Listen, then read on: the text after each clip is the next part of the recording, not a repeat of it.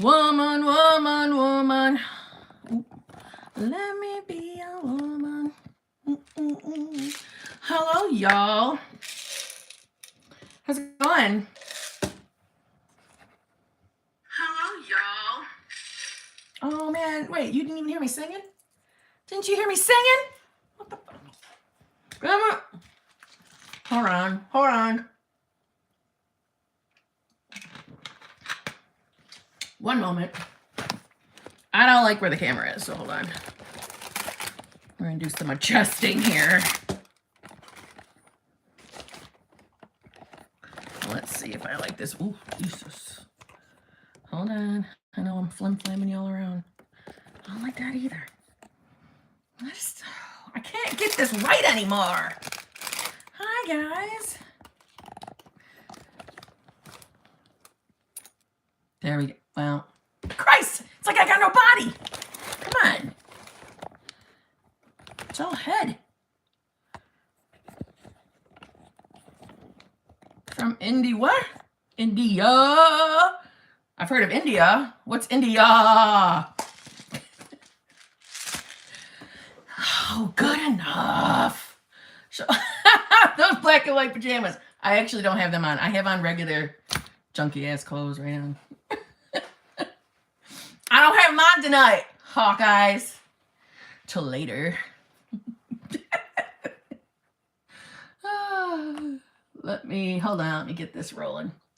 My hair ain't got no product in it, so it's all frizz ball. It's bugging me.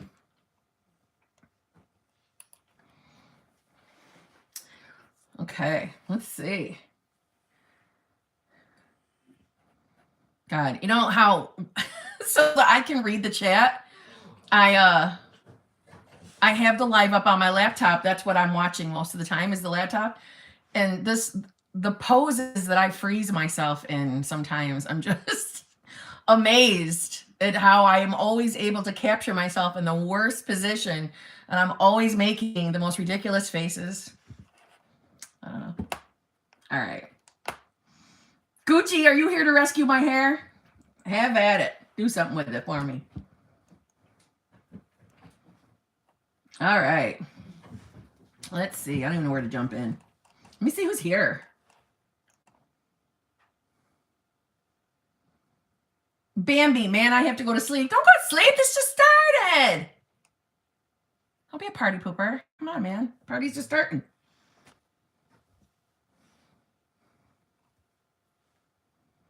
If you needed a reminder today, you are all sexy and beautiful, and it is your birthright to have anything and everything you want. Tell your fears to shut up. You got this. I love that, Hawkeyes. I love that. Jamie's here, so why don't you let Jamie answer that as how her family is doing.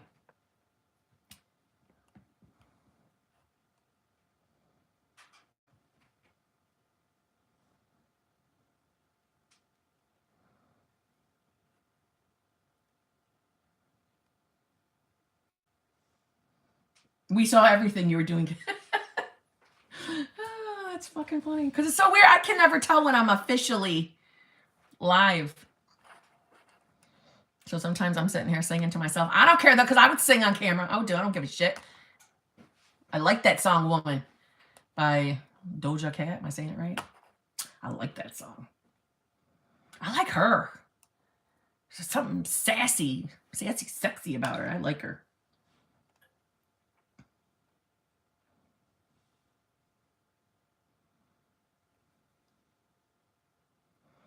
Oh my God, Dory's here. Dory, how are you? We've missed you.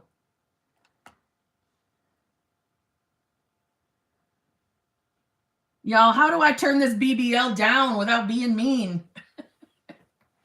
Oh, have fun with your BBL.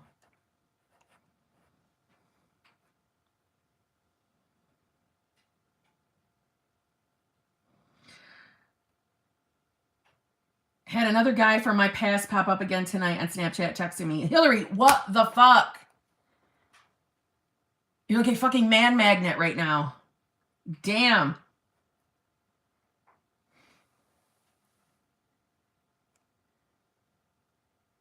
Oh, Sarah, I don't know if I'm ever saying your last name right, but Moreau, Sarah Moreau. I got your email, and I don't know. I must be something on your end, because I went and double checked, and I'm receiving stuff. I don't want to put it on blast what we're talking about, but I'm receiving things from others. So it must be on your end. Meaning I received something literally moments after your email came to me. So I don't think it's my end. I think it might be yours. You might want to double check. Or maybe double check. Maybe I can send you a new one, a new link, and let's see if that works. Maybe it's nothing more than something stupid with the link.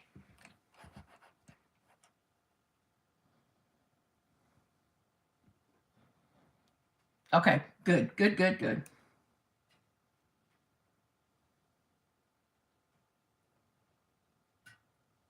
I feel like you're my best friend having me over for coffee. I love that, Bella. I'll be your best friend. Look at it. And I made myself some coffee. That, judging by every other Wednesday that I will make it, I'll be sitting here with it, and then I won't ever touch it. I won't drink it. I'll just keep the top on it, and then it'll be cold by the end of my live stream. I don't know why I do that. You know what I mean?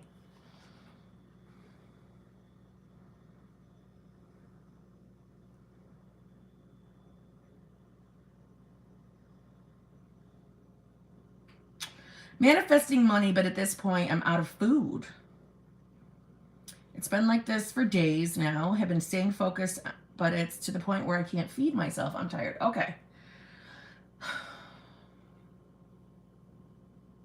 Well, first of all, there's got to be a place. I don't know everything in regards to. I know there's got to be like, a food bank or something like that so we can get you food for right now. Do you know what I mean?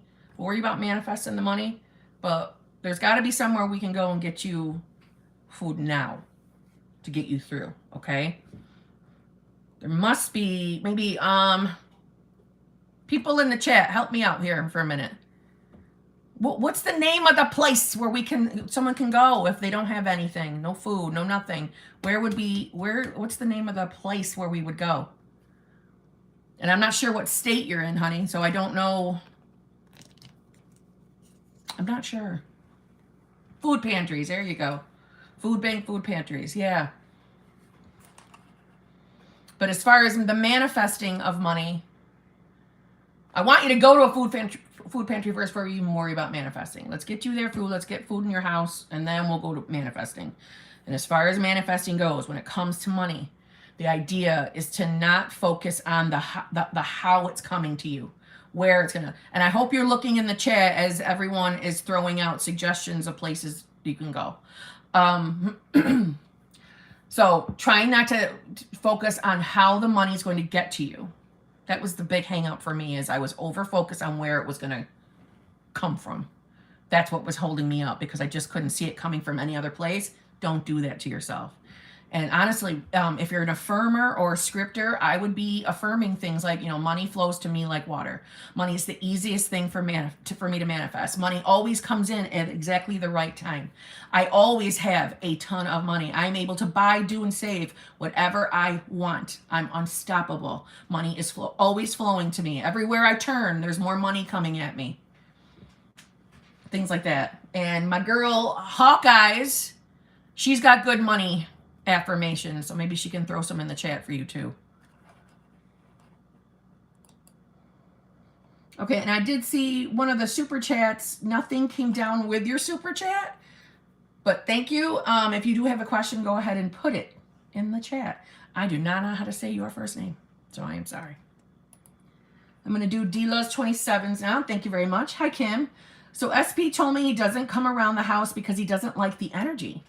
He's not even coming around to see the kids. How can I change this? Okay. No matter what he's telling you, no matter what excuse he's giving you, it is based on where your thoughts have been. So try and think of your specific person as he's just an actor filling out the role that you've been giving him. And by giving him, I mean where your self-concept's at, where your assumptions are that you hold of him, your generalized assumptions. I always tell you guys that people show up in our reality like a cocktail. It's a little cocktail of your inner beliefs and your assumptions. And I always tell you, by assumptions, I mean the assumptions you're holding of that person and your generalized assumptions. Okay?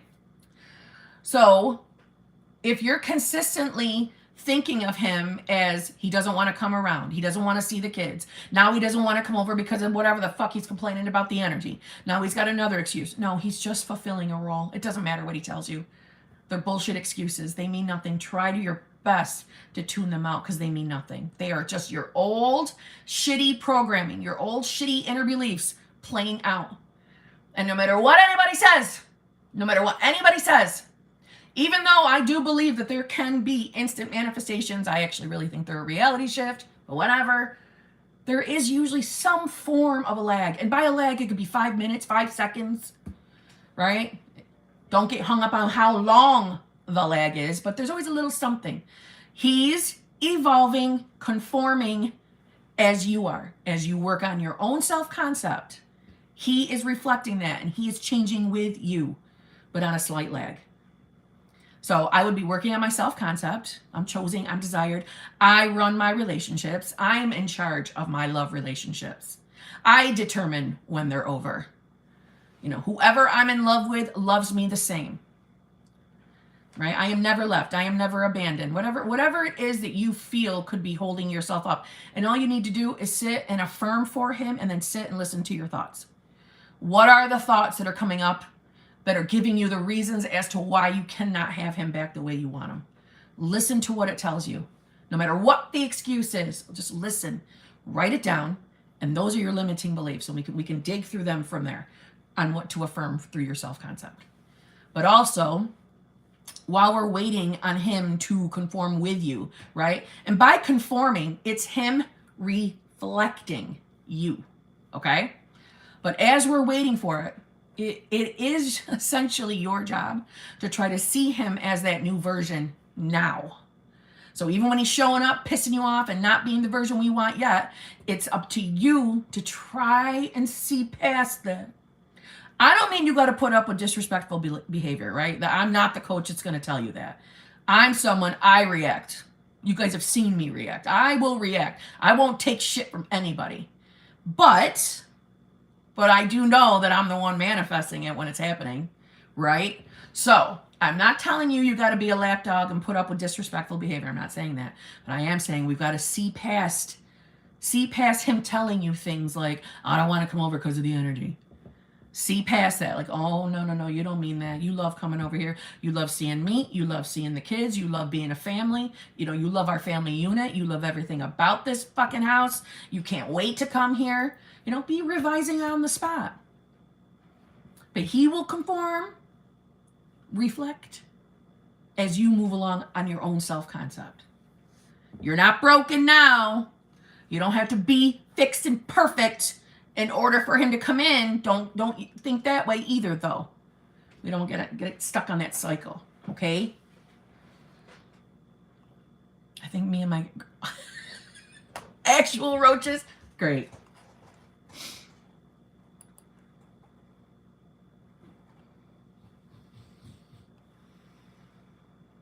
Okay.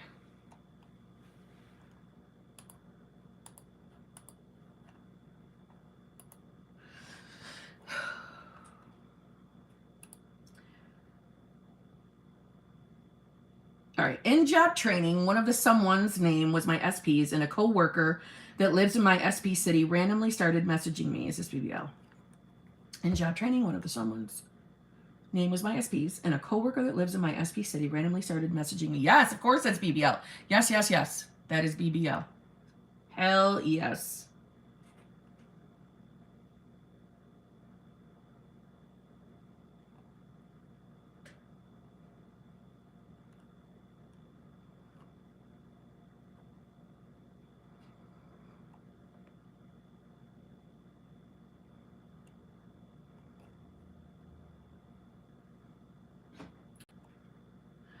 Okay, Victor Wilson. I manifest passing thoughts with ease, hearing songs, food, etc.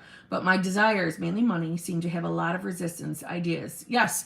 Same thing I actually just gave as an example in the super chat before the one I just did. Go ahead and affirm for money. So if you're trying to manifest a large amount of money, let's say you're trying to manifest $50,000, affirm for it. Affirm how you love looking at your bank account and seeing that $50,000. You love knowing how rich you are. You love knowing you're a multimillionaire. Affirm that out loud by yourself. Sit. After you affirm, sit and listen to your mind quietly. Close your eyes and sit, chill, and listen. And what is your ego saying to you? Because more than likely, when we affirm things that we feel we have resistance to, your ego is going to start chiming in at some point, letting you know why you can't have that, or why that's not going to work, or why you should expect that that's never going to come to you. All the little nasty things we say to ourselves. Affirm anything for money and then listen to your own mind. And in that, and whatever you're told, whatever your ego says to you, that will be exactly what your limiting beliefs are, so that you will know what to affirm to change those beliefs. A lot of us were programmed to think, money doesn't grow on trees. Money's hard to come by. It's not easy to make. We're always going to be, middle class or poor or broke, whatever. People talk about money and within themselves like shit all the time. Like, you're a broke ass bitch. Got no money to do nothing this month. Always worrying about money. It's a programming. So the repetition of you affirming against whatever limiting beliefs you have will change your beliefs around money. Because listen, self-concept wise, we have a self-concept with money. We have a self-concept around love. Because think about it. Some people find it so easy to manifest money, but believe they have shitty relationships. So there is separate self-concepts. So that's what I would do to help figure out what your limiting belief is.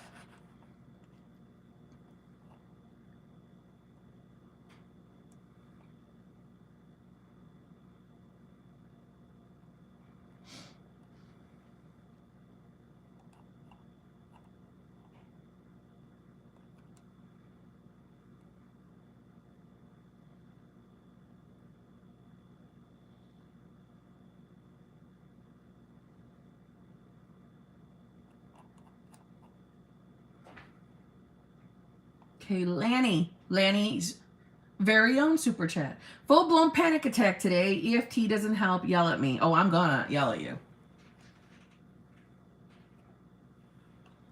What were you thinking when the panic attack came on? Now, I'm sure you were triggered with what was going on regarding the other things. The other things that you texted me about. But deep down, it stemmed from that other subject that you're always fucking worried about. That's the truth behind that panic attack. Now, I'm not glad you had a panic attack. I think that fucking sucks. I've had them before. I know what they're like. They suck. 51%. What's your percentage today so far? What's the percentage today, Lanny? Ain't no 51%, that's fucking sure. You're probably not even in the 20% range. Right? 40? Lying bitch. Fucking 40. Who you fooling? No, I'm thinking maybe 20. And that's because I'm being nice and rounding up. Okay? I want you affirming what I told you. I want you to stop fucking worrying.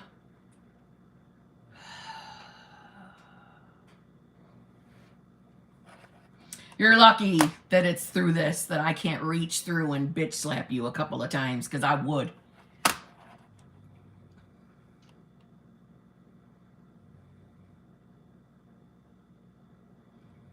Can you talk about bringing logic into manifesting?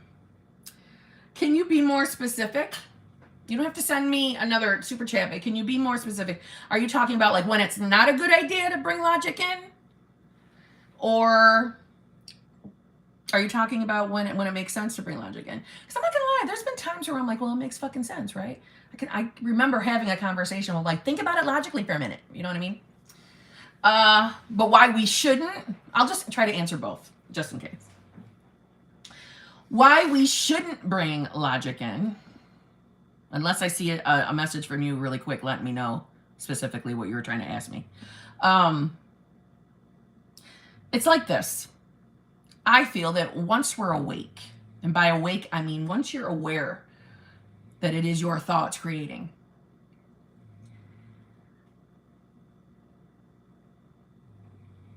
Wait a minute, what? Oh. Once you're awake to the power of that your mind is creating everything, right? Once you're awake to that, and you're aware that it's your dominant thoughts, which become your assumptions, your beliefs, are creating everything around you. And we'll use the idea of manifesting love and relationships. When you're manifesting a specific person in your life, okay? Probably most of you, I know it was the case for me, that when you're trying to manifest a specific person and you're learning the law, you're learning the concepts, you know that the idea is to say, fuck the 3D, because the 3D is the old news, right? So what's the point of being triggered by it? Even though we're human, we're still going to get triggered. Yeah, that's exactly where I'm going with that, Marcelina. Okay, so the idea is to say, fuck the 3D. What's the point of being triggered? It's old fucking news, right? The idea is to sit and figure out what any cycles that you have been going in, in your relationships, meaning if it's quite normal for you to get with someone and then third parties always show up. There's always a third party situation, things like that. We realize we have a pattern and they're showing up in all of our relationships, okay? In your old life, and I call any life before being awake with the law of assumption is your old life. In your old life, that's when we would sit on TikTok and hear all the dumbasses making videos telling you, if he wanted to, he would. Or you can do better, girlfriend, ditch his ass. All that shit. That's because they're still asleep. They're not aware of their fucking mind power. So we should not be handling our 3D or even handling our own thoughts, talking ourselves off the ledge with old concepts. Living in the land of logic is shit fuckery. When we are applying logical thinking to our manifestation game, that's us being shit fuckers. That's a shit fucker idea, okay? Because that type of thinking doesn't work anymore. If he wanted to, he would. Or there's one, I might be saying it wrong, but something like, oh, trust me. Something like, they're showing you their true personality. They might be saying that they're not, but that's the real personality. They're showing you their true side. Huh? What, dumb motherfucker? What? No. My shitty self-concept, my shitty programming is what made him act that way. Not about taking blame. No, I'm not blaming myself for it. I didn't know any better. Thank you very much. But we do now have the power to start actually working on our programming, where our minds are going, why we think the things we think. But hanging on to logical thinking, which is why I say, listen, man, if you've got friends, and I just seen Sassy Kim has been unlocked. Well, I'm just saying, if you've got friends who are no longer or never have been, and family members who've never been into this type of thinking, right? We should not be discussing what we're manifesting, because their dumb asses are only going to give us perspectives from logical land. And we do not want logic in our life anymore. Because now in the law of assumption, we get to believe And I know it sounds like, magical, like fairy dust shit. I don't care. It's how it feels to me. It is powerful. It does feel magical, because if you really just allow yourself, once you get to the point where you really believe that you are creating, once you just get a little nugget of belief, and it doesn't matter if you waver. I'm just saying, if you get those few random moments where you really believe this is possible, you open up the doorways to the endless possibilities of literally having whatever you fucking want. We know that we never, ever, ever, ever have to live a day we don't want ever again. Ever again. We can revise anything we don't like. Doesn't that feel powerful? Why the fuck would we want to include old logical thinking? Why? Think about, listen, for somebody to even have to come up with a saying like that, if he wanted to, he would. They're living some sort of a shitty existence. Period.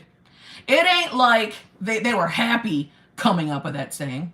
They were probably having their fucking heart broke, right? And now they're a bitter bitch because they got treated like shit, not realizing it was their own shitty thinking that produced it all for them. We never want to go back to logic. Ever. We never want to go back to logic.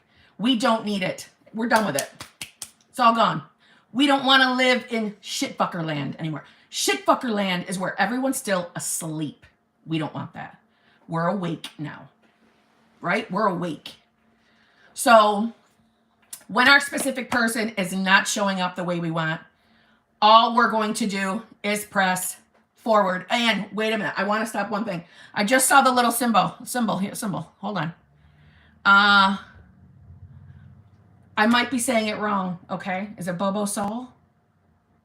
Bobo Soul? Thank you so very much. I just saw your name go across. Thank you. Thank you. Thank you. I love it. And I will be putting it up in the house. Thank you very much. Okay. I loved it. Thank you. Very, very lovely. But to finish her super chat, yes. Yeah, fuck logic. We don't need it anymore. We don't live in the land of logic. That shit fucker land. Hell fucking no. Okay? So that's why. That's why. We are divorced from logic. We don't want to live in shit fucker land. We have to look past that old thinking. Making comments like, if he wanted to, he would. You're giving them free will, and you are actually believing that the way they're showing up is by their choice. And I know it feels like it's their choice. All they're doing is doing a really good job at the acting role you gave them. That's it. They're just performing well. So that's why we tweak the things about ourselves that will, and there's not really a nicer way of saying it, but that will force them to start reflecting our new updated version, right? Where we tweaked the little things about our programming that we don't want anymore, because we don't want to ever experience anything we don't want ever again. And we really do have that choice. Isn't that an exciting way to look at things? That we are fucking limitless beings. We are unfucking stoppable. Why anybody in this community has a problem thinking we're limitless? Why does that bother certain people to think that way? Why do you think that is? Because they are so jacked ass filled with limiting beliefs. This is threatening to them. It's threatening to them to think that we have actual limitless possibilities within our life. We don't have to live by their stringent rules around manifesting. We're getting to them. The more we realize how limitless we are, we become scary, but a fun scary, like the Charmed sisters, right? Prue, Piper, Phoebe, okay? That's us.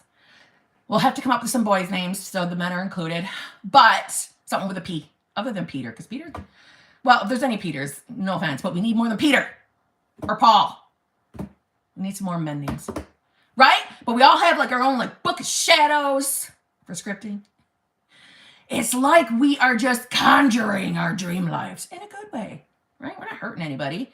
We're just living our best lives now. We're awake. There we go. Phil, there's one. We're awake. We never have to go backwards. We might get fucking frustrated. We might get frustrated because sometimes that 3D is not showing us exactly what we want, right? But that never means we're not getting our manifestations. It never means that. So we never need logic. Ever again. We're done with it.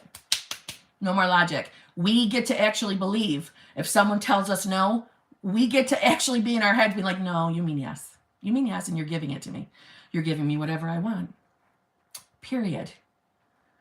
And then we end up getting what we want. Create that assumption in your world. I'm calling us limitless HBICs for a reason. It's because we are. We are not going to be held down by the constraints of other people's bullshit rules and limits anymore. Right? So that's why you don't need logic. That was the longest fucking answer I think I've ever given to anybody. So you're welcome. Okay. Okay. Let's see. That's right. Fuck the rules.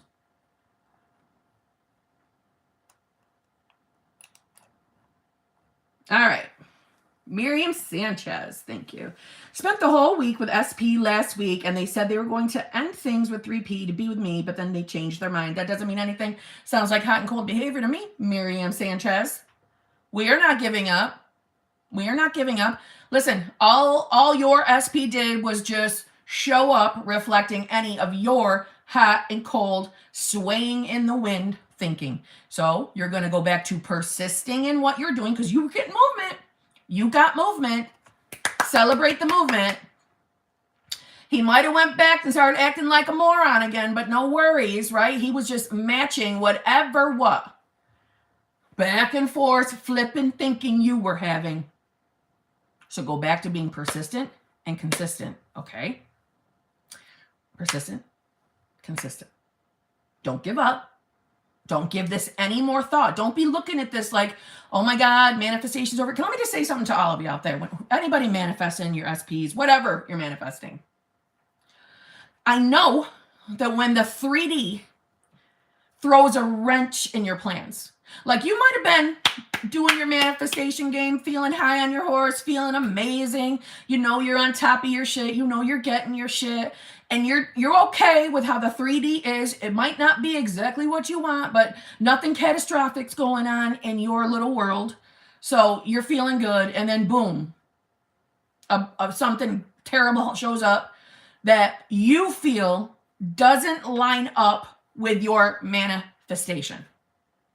So for example, Miss Sanchez, him not going with his word and leaving 3P is a wrench in your particular plan. But it's a wrench in your 3D plan. But let your subconscious continue its job, right? Your conscious ego mind is looking at the 3D right now and saying, what the fuck? This isn't part of my manifestation game. How does this line up with me and him being together forever, having 1,000 babies, getting married? How does this line up? This says, no, I'm not getting this. No, that's not what it's saying. That's why we never give a fuck about the 3D. That's why we say, fuck that 3D. Fuck it. You stay persistent. You stay on your manifestation game. And he's going to come right back around. He will eventually dump that dumb bitch. And he will be yours. That's why we stay persistent, consistent. Who gives a shit what you're seeing in your 3D right now? That does not mean you will not get your manifestation. Your subconscious will clean up after your stupid thinking and bring about your manifestation regardless. Your subconscious will make the tragedies into your treasures some way, somehow. Your subconscious is your God power. So relax. It doesn't mean anything. It's just a result of your own hot and cold thinking. So get back to work and you're going to be fine. I mean that. You're going to be fine. Okay?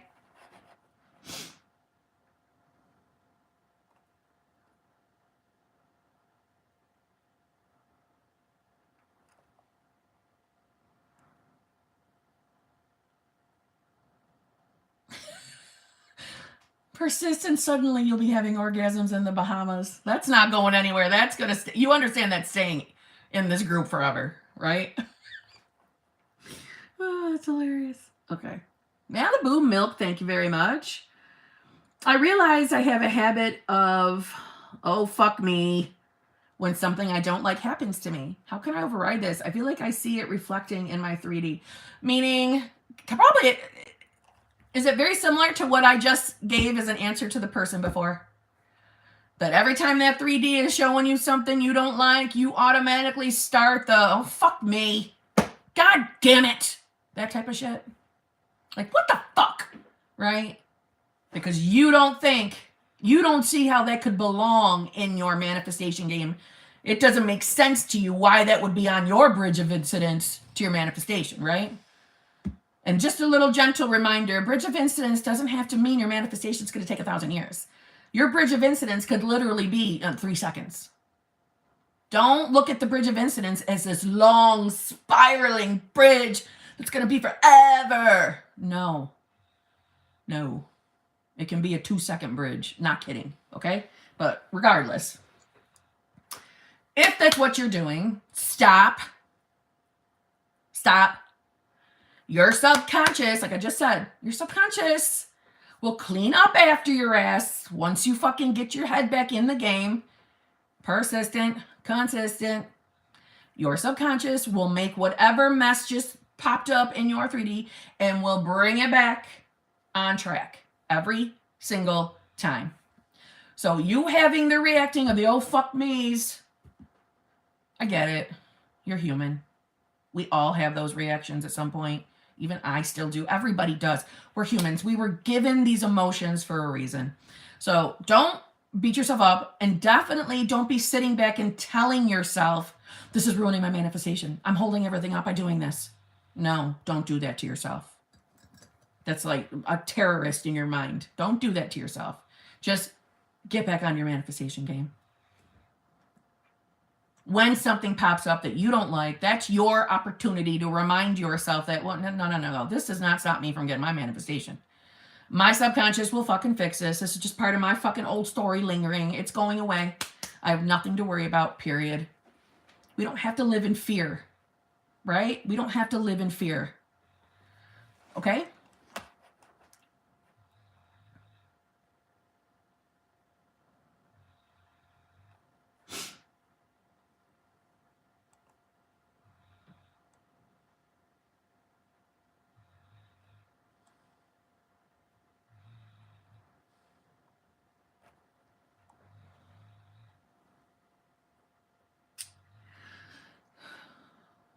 Didbug, thank you. Love you.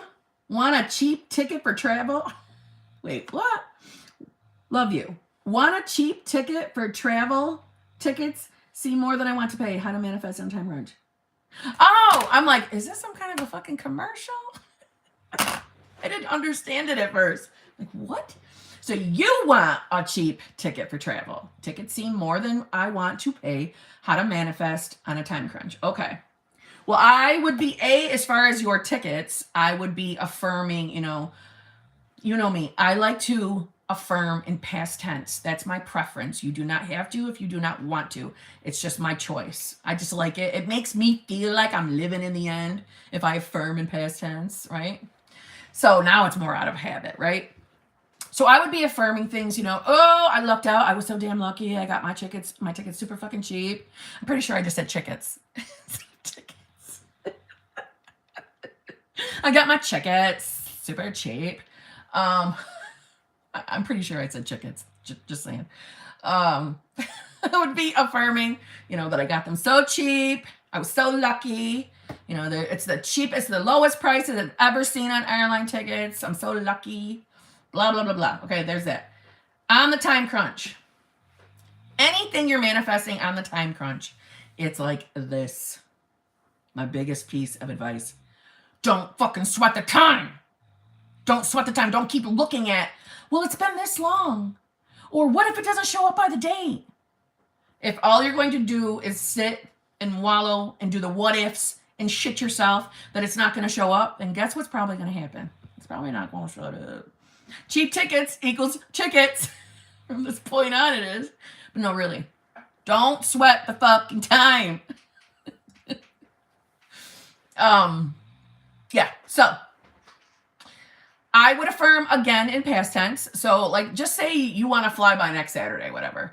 I was so lucky that, you know, the cheapest tickets for my flight showed up. I was so lucky, you know, I paid so little and they came right on time, because everything always shows up right on time for me. I never have to worry about everything or anything. I can't talk anymore. I don't have to worry about anything because everything always works out for me. I always get what I want. Everything shows up right on time. I was so lucky to manifest blah, blah, blah tickets right on time for my flight. Things like that. Don't sit and think about the what ifs it doesn't show up. Don't do that. That's holding it up. Truthfully, the more we sweat the time, the longer it's going to be, because all you're saying over and over again is it's not here. So you're going to get more of it's not here. Right? It's our dominant thoughts. And if you're dominantly saying it ain't here, it ain't never coming, it's been so goddamn long. Okay. Okay, dominant thought. Okay. See what I'm saying?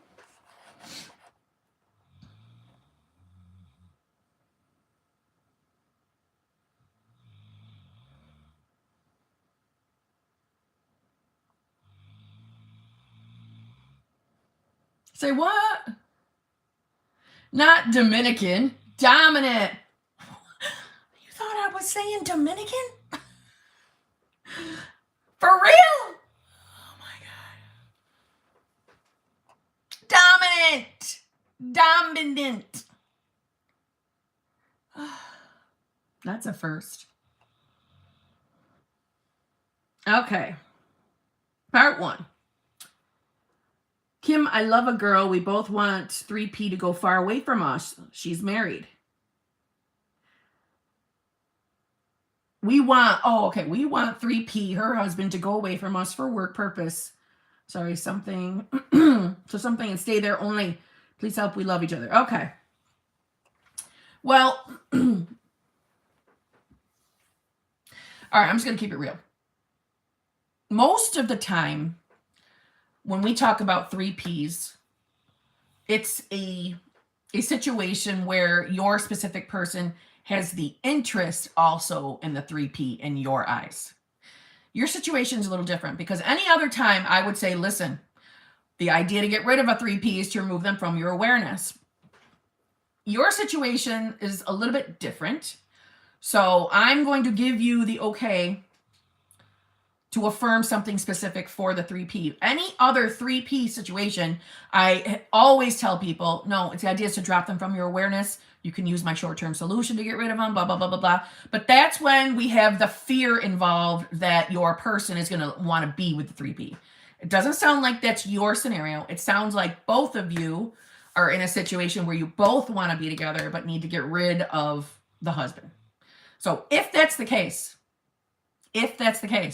but if there's any part of you that feels that if that's really not the case, then I don't want you to do what I'm about to tell you, because 3Ps, the way we get rid of them is just remove them from our awareness. That's the truth. But if it's just a case of, for whatever reasons or whatever's going on in your scenario, it's the both of you want this, we just need him to move on, then I suggest, and like I said, anybody out here listening, this is a very different type of 3P. Don't be listening to me and start putting it in your situations, okay? My idea would be to affirm that he finds another lover. Let him move on with another love. So I would be affirming that wherever he went on his work vacation, or that you are trying to get him to go on a work vacation, I would be affirming that, he went away, he booked his tickets and booked a flight, went on a work vacation and found someone else, came home and told your woman that he wants a divorce. He's over. He's in love with someone else. So affirm that he's moved on, that he's in love with someone else. Honestly. But I cannot stress, if there's anything in your situation that's making you feel like this is the typical 3P situation, where your person has feelings still for this person, then I don't think you should affirm for a 3P. That's just my opinion. All right. When we want to get rid of something, we don't give it more focus and attention.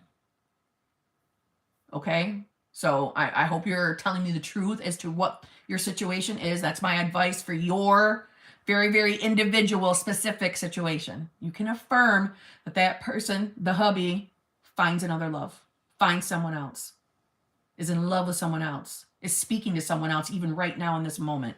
He's moved on. He's repulsed by his wife, the one you want. You know, he's repulsed by her. He no longer loves her. Things like that. Okay? Yes, Brittany Books, you could do that, but to be honest, most, and this could be just a limiting perspective, but generally most people cannot do that with getting more hurt feelings, which we then spiral out on. Hence why we drop them from our awareness. But that could just be my own limited perspective. Maybe I'm wrong. Try it your way and let me know how it goes.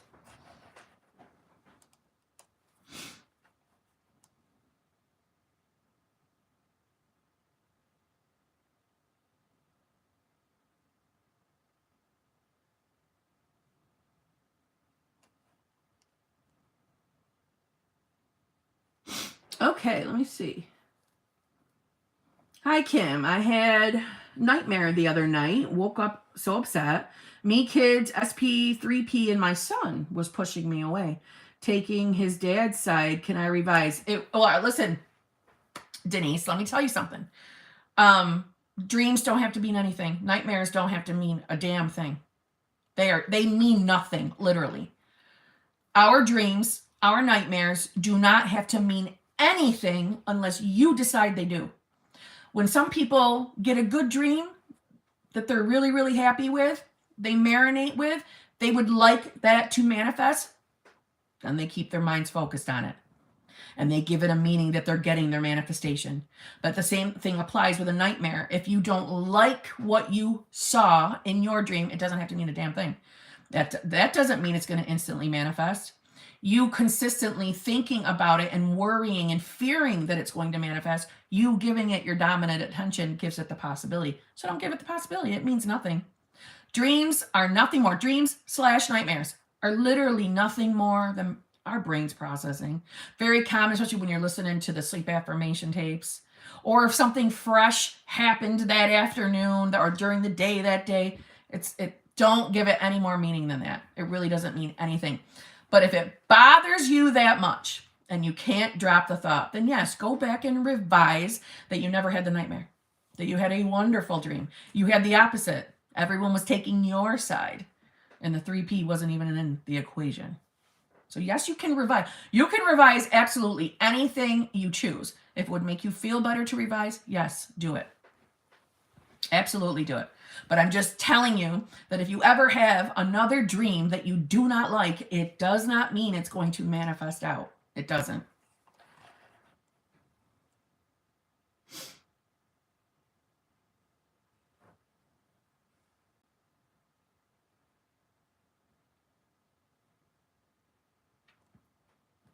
That's true. I had a dream. I was with Britney Spears partying. That's what I'm saying.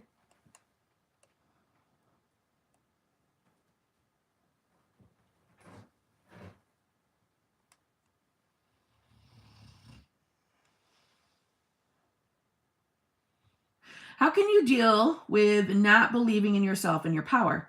I know I'm a creator, but lately I've been struggling with doubtful thoughts. Thank you. Okay. Well, first of all, it's pretty damn normal to not believe any of this shit when you first started. It's normal. Totally normal. What I usually suggest if you're trying to build up your faith in this is to test it out yourself. If you don't already have, if you don't already have a portfolio of manifestations, we don't really have portfolios, I'm teasing, but if you don't have a lot of things that you're actually aware of that you've manifested, because you've been manifesting your entire life, but I would start deliberately testing it right now. Right now. Make a list. Make a list of just a list of shit you'd like to manifest. And I don't mean big things that you are attached to. Simple, unimportant things. Unimportant things. Make that list. Give yourself a week. Meaning, write your list, put it down. Some people like to re-look at the list every single day as if we're affirming it. You can. I'm going to tell you that anytime I ever tested a list, I would only affirm it my first day, because I was new to the law of assumption and I didn't want to stress about it, because I wanted to believe in the law of assumption so bad, because I had such a bad taste in my mouth from law of attraction, right? That I wanted it to work so bad because I really wanted it to work on money and my SP. But I had a lot to build up in my belief. I didn't believe much. So when I would make my list, I would affirm it for a day or script it, then I would leave it.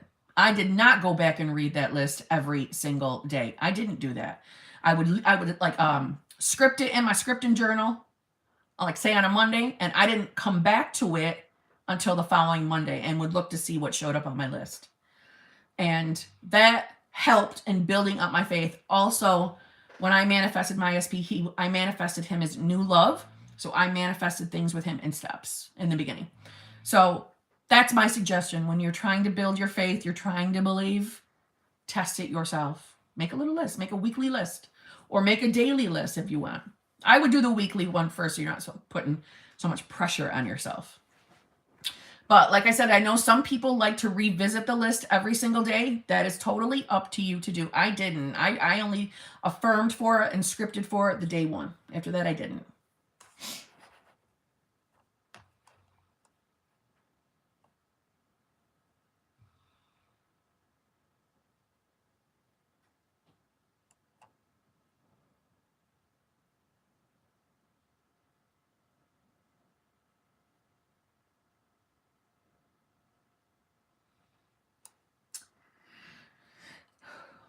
Amy F.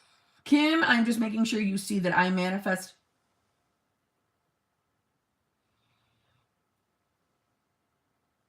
Amy, you fucking bitch.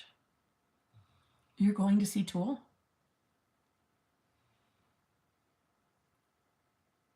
Are you fucking kidding me? Do you understand the pain and hurt I have over this right now? Let me tell you a little fucking story, everybody, okay? Tool, along with Radiohead, are like in my #1 spot of all-time bands, okay? I am in love with Maynard James Keenan. I'm in love with a lot of people, obviously, Jason Momoa, but I'm in love with Maynard James Keenan. He is the lead singer of Tool. I love them. And I know I've shared the story of how I manifested a boyfriend before I manifested my SP, okay? Notice I don't call him an SP because he sucked. He was everything on my list. That's how I knew I needed to change my list. I was not attracted to him at all anymore towards the end. But you want to know what sent us over the edge of why I could not stand him anymore? 2 stories. Really quick. Okay. It had been my dream to finally be able to see Tool, because anytime Tool came around my area, it would either motherfucking sell out, or I had a little kid and couldn't get a babysitter. There was always some kind of fuckery. But this was, prior to law of assumption time, right? This is still, I'm in law of attraction at this point when I'm with this dude. We won't say his name, but. So I had it all planned. Tool was coming back here, okay? No, they were coming to Massachusetts or something like that, because New York ones sold out, which didn't matter. I'm like, I don't care. I'll drive anywhere. My kid's finally old enough where I can fucking leave and go to a concert and be happy. So he said he was going to get the fucking tickets. Okay, good. I left it up to him. I trusted him. And then in the same conversation, he was telling me that he was giving me my birthday surprise early this year by taking me to Salem for Halloween, because that's always been my dream. I want to go and be in Salem for Halloween, okay? I love Halloween, all right? So we booked all this stuff, had hotel rooms booked. Started with the tool tickets. He never bought those tool tickets. It was a lie. It was a lie I caught him in. He never booked any of the shit for the Salem trip either. So a week before that Salem trip is when I discovered he had been lying to me about all of his finances, instead of just telling me the truth about his finances so I could have bought the fucking tool tickets myself. I could have bought or booked the Salem shit myself. That was it. Done. Okay? Sorry. We were done. Done. You ruined my Tool concert and you ruined my Salem. I have no reason to speak to you ever again. I was done. Mind you, this was a law of attraction. I wasn't aware that it was all me manifesting this stupid shit. I didn't know. I know now, but I didn't then. Fuck's sake. It ruined me. And I've been sour over Tool concerts ever since because it was ruined for me. I have to see them before I die. Okay? Enough said. So have a great time, Amy. Bitch. I hope it's wonderful for you. I hope Maynard's in one of his moods where he turns his back to the crowd the whole night, too.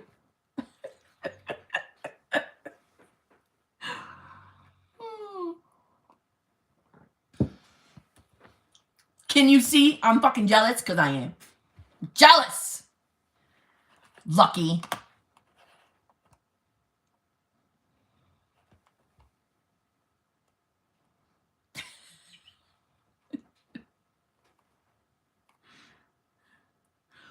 But I played you a song the other day.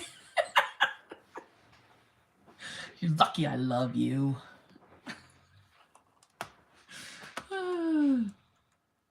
I am peanut butter and jealous. I am. I am jealous. You also have to see Tool. I love Tool. I'm not talking about Jason Momoa, Sarah. All right? Looks like I'm going to have to persist through these fucking circumstances. Fucker. Don't make promises you can't keep, Amy. You better. You better.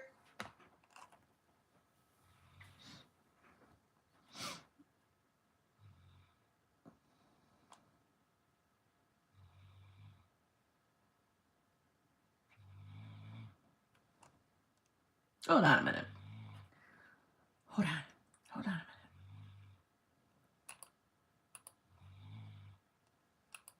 Can you all hear poop?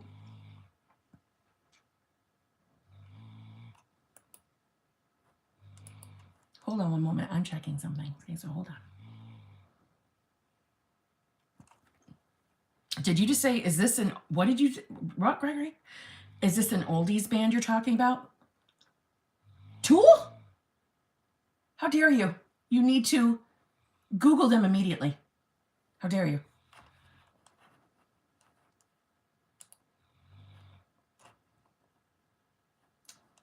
I'm checking something, so hold on, please.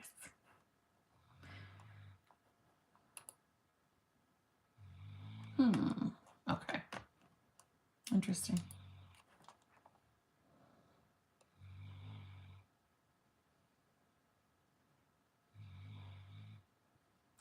Jason went back because Kim doesn't really want his ass. He's lucky that I've got an SP, okay? He's lucky. I don't think I'm over it.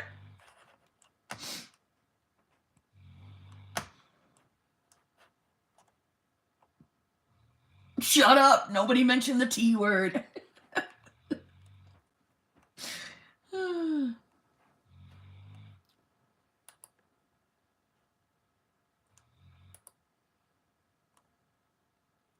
Okay.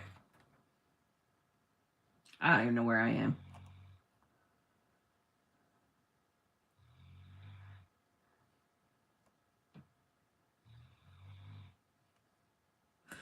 Roberta, I love that you just said that. Kimberly, SP must be something special to return Jason to Lisa.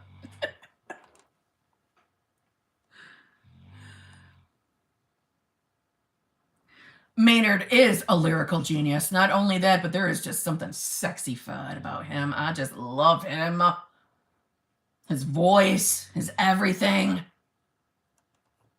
Did you ever see the little Tori Amos was in concert and he showed up, came down, sit by her as she's playing the piano and sang Muhammad, My Friend with her, and the way he was harmonizing with her, it was fucking phenomenal.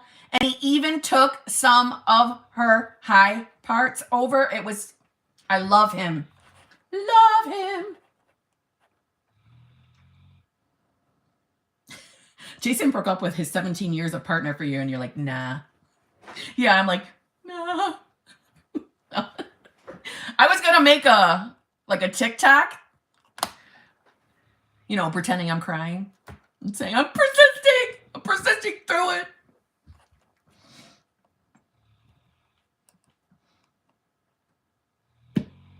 Oh, I know he's classically trained. I know he is.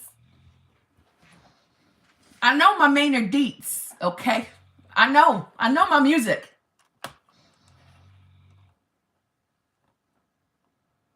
Okay. I've been manifesting SP appearance and wait. I've been manifesting SP appearance and SC and manifesting and love. God damn it. Listen, all right, we're going to stop for a sec. Hold up. Okay, now you're EGSSK. You were somebody else a few seconds ago. What in the Sam fuck are you doing? Are you creating endless fucking accounts? You're signing out and coming back, signing out and coming back. Stop. Stop.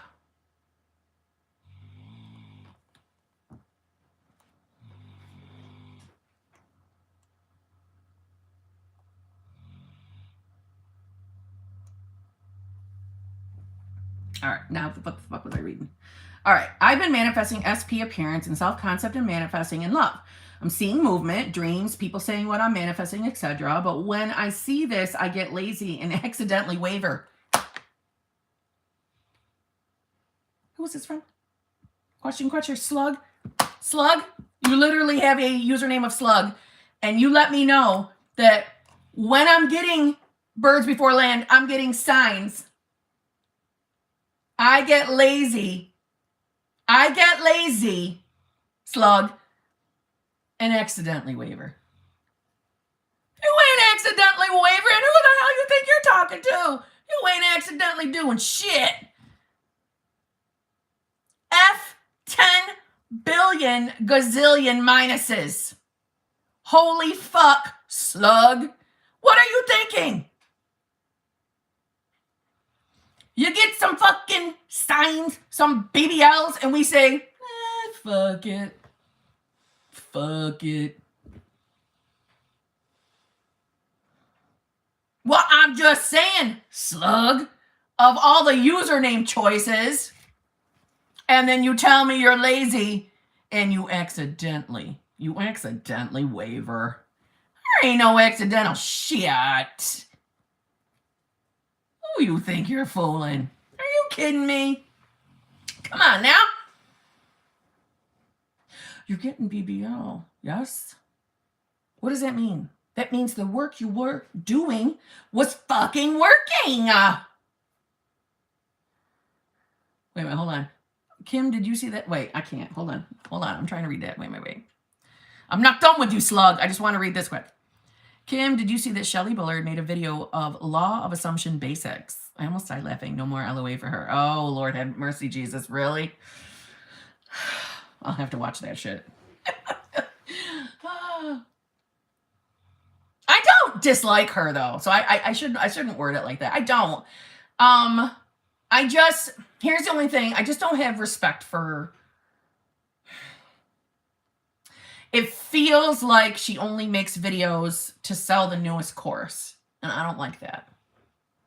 If you ever notice, she only comes into the picture again when a new course is coming. And I don't like that for the same reason why I don't care for Manifest Fast with Jasmine. No offense to Jasmine, but I don't like how you spin people in cycles. I just don't like it. I think it's grimy. So that's it. But I don't dislike Shelly. I don't. I think Shelly has a very calmness about her, a goddess-like quality about her. I think she's beautiful. I think she knows stuff. I just don't like you only come around when you're selling a course. And I just don't like, there's something grimy about it. I can't put my finger on it. I don't know. You know what I mean?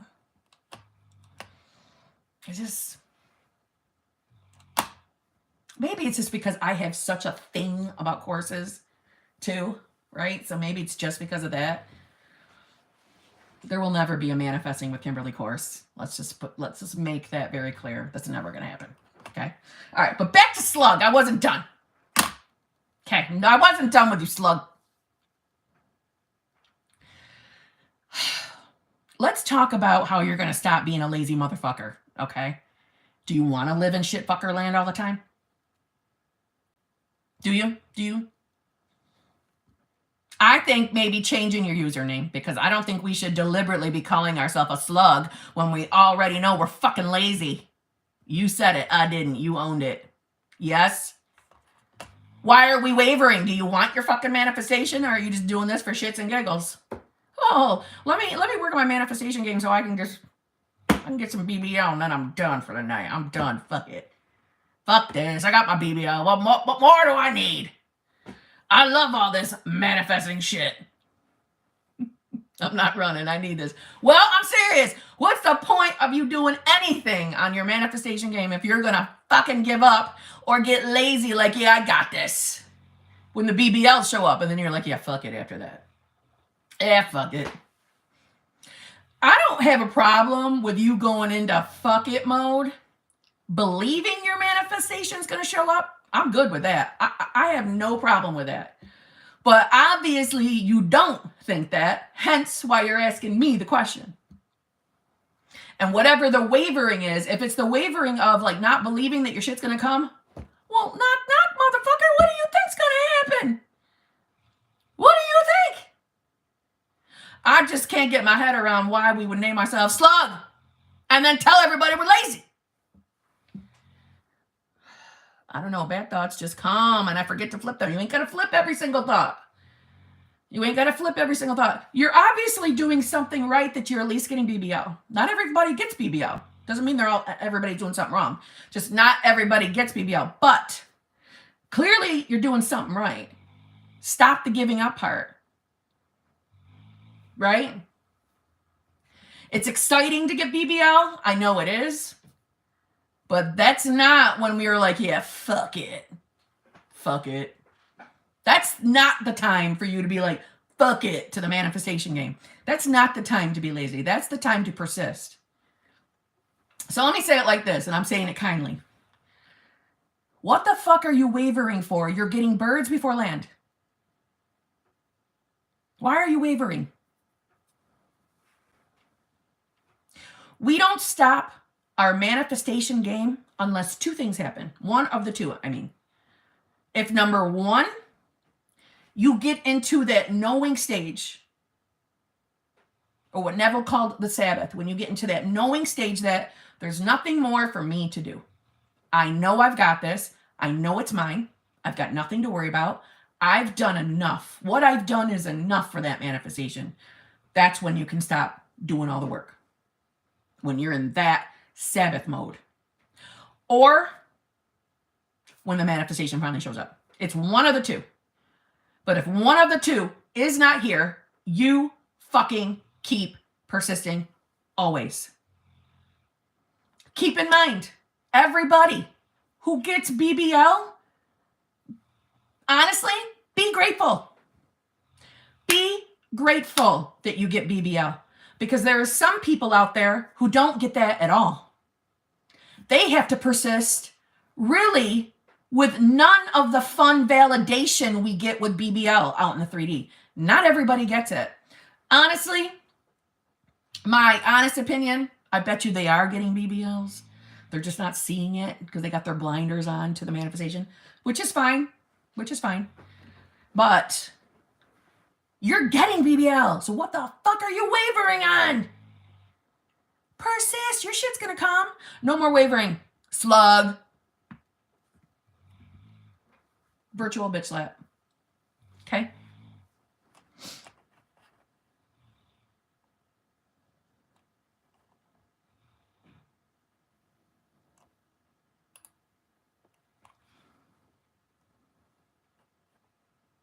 You're right. I'm going to get back on my shit. I needed the sense. You are welcome, slug. But you know you can't change that username now. That's it. Just like Gucci can't be changing her username, okay? It's going down as legendary. You're going to have to keep that username now, okay? I love that. Oh my God, legit, though. All the law of attraction creators are suddenly making law of assumption videos for clout. You are giving me an everyone is you pushed out moment. Loomy Moon.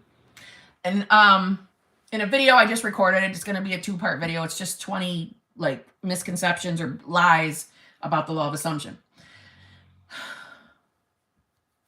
There is a part of me that sincerely thinks that law of attraction, now hear me out.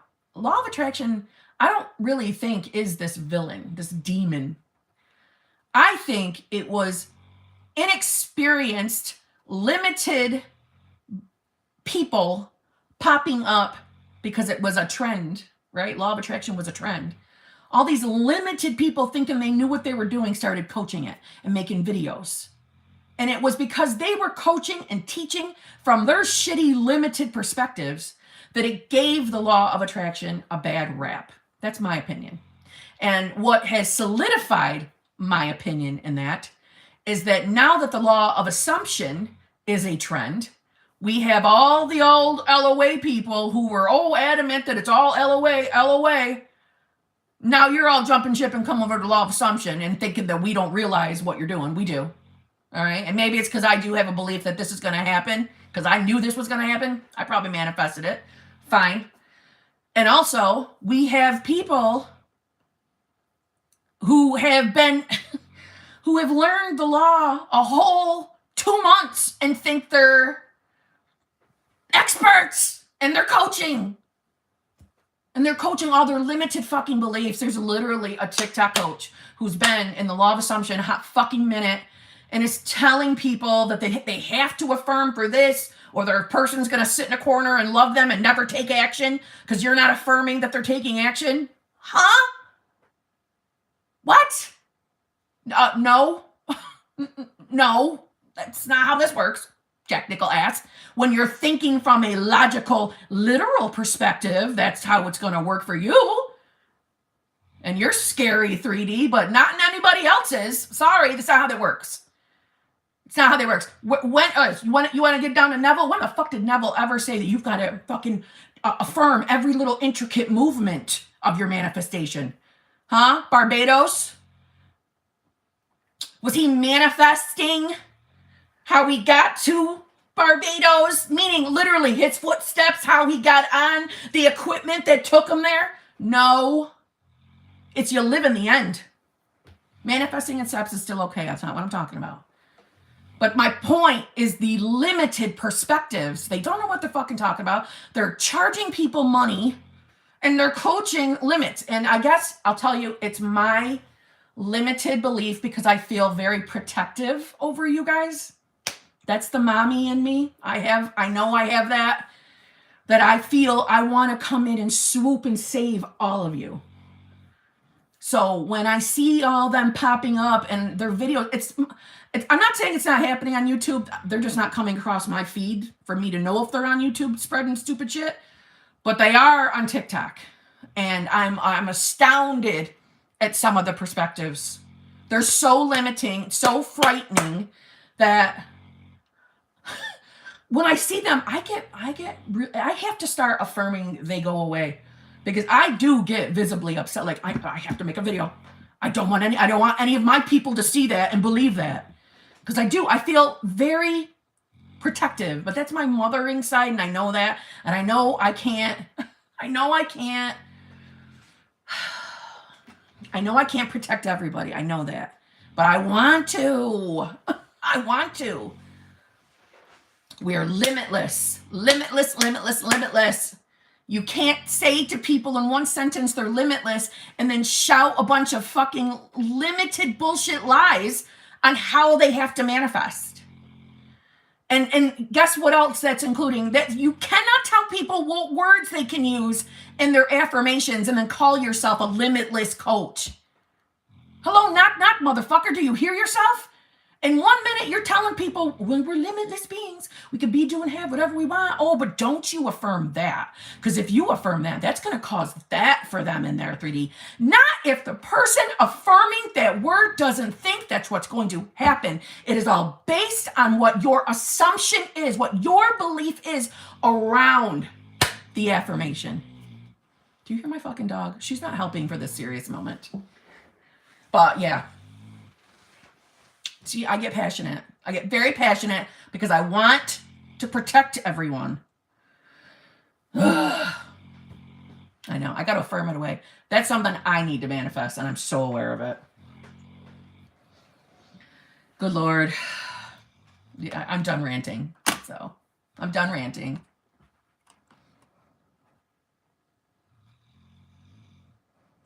It's like the scene in Billy Madison when the guy says everyone is now dumber for having listened to that. That's how I feel after a Jasmine video. And the no and never coaches. I love you for that. That was good.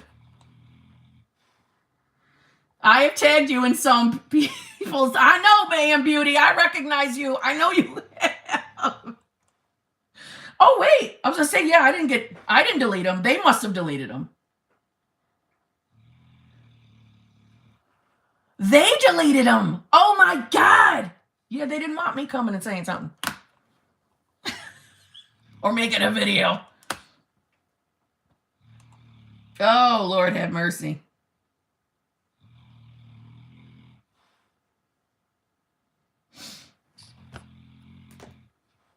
Oh, Roberta, you are lucky, honey. You are lucky. You don't know who. She's the only one that I've ever openly, like, no, I don't care for. Honestly. Because, like, even Shelly, I like Shelly still. So I'm not coming for Shelly. I just don't like all the horses shit and things like that. I don't like the... I feel like that's the only time she makes videos is to sell a course. That's the only thing I don't care about Shelly. But I like her, and I think she's beautiful. I think she does know what she's talking about. So there's no hate on Shelly. But... Manifest Fast with Jasmine. That was the last name I know of. She's changed channel names so many damn times. I don't respect her. I think she takes advantage of you guys, and I don't like it. She spins you in circles. Acts like she's got some secret thing that she can show you. You know, if you buy all of this from her, come on her getaways. Well, no. No. There's endless free content. You don't need anything. You can manifest without spending a dime. Just watch some YouTube videos, honestly. You don't need coaching with anybody, including myself. You don't. You don't need courses. You don't need workbooks. You don't need anything but some fucking YouTube videos, honestly. And there's plenty of them. Plenty of them.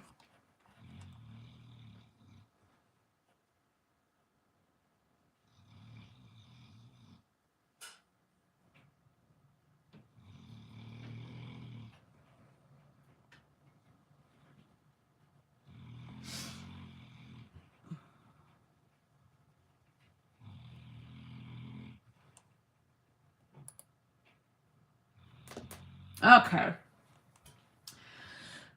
Trying revision for a failed real estate state exam. In the meantime, do I study to know the info or no because it's contrary to the revision? This comes back down to you make the rules in your reality. I know sometimes that maybe advice sounds contradictory, and I'm going to give you an example. When, for example, you're manifesting a specific person at the same time you're over here revising a breakup. Doesn't it sound contradictory? I know it does, but that's okay because your subconscious is your God machine, right? Your God computer. Don't worry about the contradiction. That's just limitations trying to come into your world. So go ahead and revise it. If it will bring you comfort to continue studying, please do that. Please do that. Don't not study for it because you're revising. It's okay. One is not going to cross out the other, trust me. So I would continue doing both because it's probably going to bring you peace of mind. Don't spend a second worrying about things like that, contradicting. That's I don't know where that comes from. It's the same idea of being afraid to use like a negative word in your affirmations. All bullshit. It's okay. I realize that it might feel and sound contradictory for you, but I'm telling you, as long as you are good with it, you're fine. It always boils down to what our actual assumption is around everything that you're doing. So you'll be fine. Do both. Okay?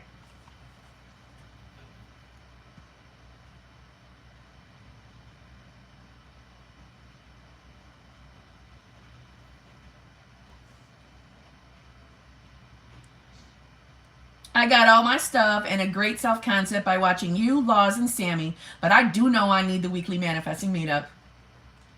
I love you, Greg. I love you, Greg, just for coming for Manifest with Greg time.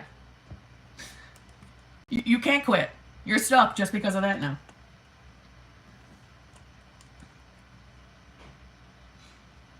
It's crazy. I used to tell him that I didn't like his energy. Delas, I'm looking at you. But there's a 3P putting her on a pedestal, bragging about her all over social media. Okay, I don't want you on his social media. I don't want you giving that any type of attention. So, Brittany broke. Yeah, I told you she was slower. She was ruining my serious moment, my rant. But no, Delas, don't be checking his damn social media. We don't give a fuck. Don't you keep saying things like he's putting the third party on a pedestal. What do you want? Seriously, right now in this moment, I'm asking you, what do you want? Do you want him back? Do you honestly want that specific person back in your life? As yours. Back with you and the kids. Do you want that? I'm assuming the answer is yes. Then why are we over here in shitfucker land doing shitfuckery? Meaning, oh my God, I just saw Billy the Cat's name come up on my goddamn thing. My heart, Lord, Jesus, I don't know if I can take it. Jesus. There's not many names to give me like the quivers when I see the fucking name other than Billy the Cat. But no, D-Luz, I'm serious. If you want that manifestation, stay out of shitfucker land. You should not be going to his social media. That should be fucking old news to you. Okay? You are divorced from social media immediately. Okay? What good is it doing you other than upsetting you and keeping your mind in shitfucker land? And you and him together, happy family unit, is not in shitfucker land. Everything he's doing right now is the manifestation of your old shitty thinking, and it's nothing more than that. Your old shitty programming around relationships. And yeah, how funny is it that now he's talking about energy after you used to say that? Because he's your reflection. Maybe on a time lag, but he's your reflection. Stay out of shitfucker land. No more social fucking media. You should be living up here in the fucking 4D. This is where the magic fucking happens. Not out here in the 3D. And definitely not in shitfucker land. Okay? You want your husband back. I know you do. I know you do. So, you are officially kicked out of shitfucker land. You've been banned. You are banned from his fucking social media. And you are to keep your mind all up here on this new story, on the you and him together. No more talking about 3P. We got to stop talking about 3P to get rid of 3P. The more you talk about her, the more you focus on her, the more you go to his social media to see what things he's doing to put her on a fucking pedestal, is doing nothing but even giving her more of a hold into your current 3D. And we're not trying to give her any kind of power. We're trying to get rid of a bitch. 4D. 4D. Keep it up here. See him as the version of him that you prefer back home with you, happy.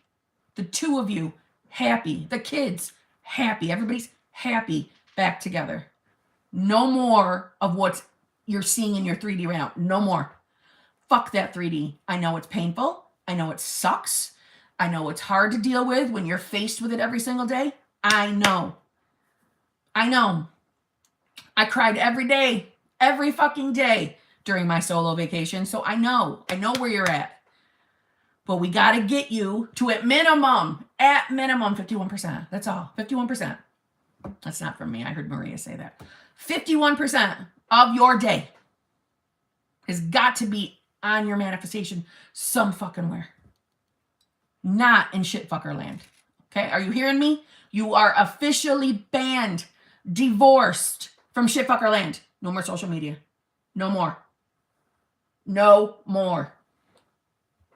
Okay?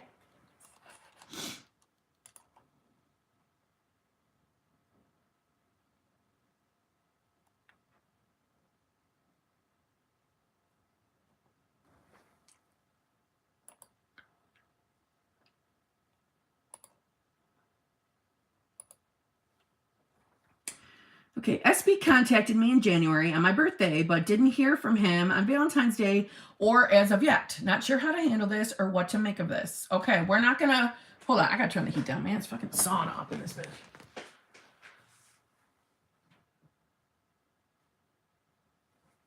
Jesus. Okay. Good Lord. Okay. All right, so first of all, we don't want to give that any type of negative meaning. Negative meaning. I know it's hard not to give it a negative meaning. When we think we're in no contact, don't be telling yourself you're in no contact because you're not in no contact, okay? But he contacted you for your birthday. That was movement. That was wonderful. We're so happy we got that movement. Anything after that, we do not care. We do not care. It means nothing. Don't give it a meaning. Don't give it a meaning. Don't start asking, what am I doing wrong? What did I do to get this? Don't do that. Where was my mind? What were my thoughts? Don't go back. It doesn't matter. We've got to go forward. Okay? We got to go forward. So, if you're trying to figure out what beliefs are at play that might be holding this up, or might be causing him now reaching out, think about or affirm for your person. And if you don't want to, I've been telling everybody to go ahead and affirm out loud, but listen, if it would be easier for you to just think about your manifestation, you can do that too. It's the same idea. Think about your person or affirm for them. And then just sit with yourself in a quiet room and just listen. Listen to your ego tell you why you can't have him, why you can't have that manifestation. And there's your limiting beliefs. And there you go. That's what you should be affirming. But I will say this, him coming in and going right back out, to me, is cookie cutter classic hot and cold behavior. So that usually matches hot and cold thoughts. So if you're, and I'm sure it's been hot and cold thoughts. You were probably excited as hell when he came in for your birthday. I'm sure you felt on top of the world. And then as the time was going by, you hadn't heard from him. And then you didn't hear from him on Thanksgiving. I'm sure it was disappointing, which I get. But I'm sure your thoughts went in the toilet. So, get back on your manifestation game. Fuck this 3D. It's just a manifestation of your old shitty thoughts. Nothing more than that. Don't give it more meaning. Do what I said in regards to thinking about your specific person, thinking about your manifestation, or affirming for it, and then listen to what your ego tells you as to why you can't have it. And there you go. There's your limiting beliefs. Start affirming against whatever those limiting beliefs are. Okay?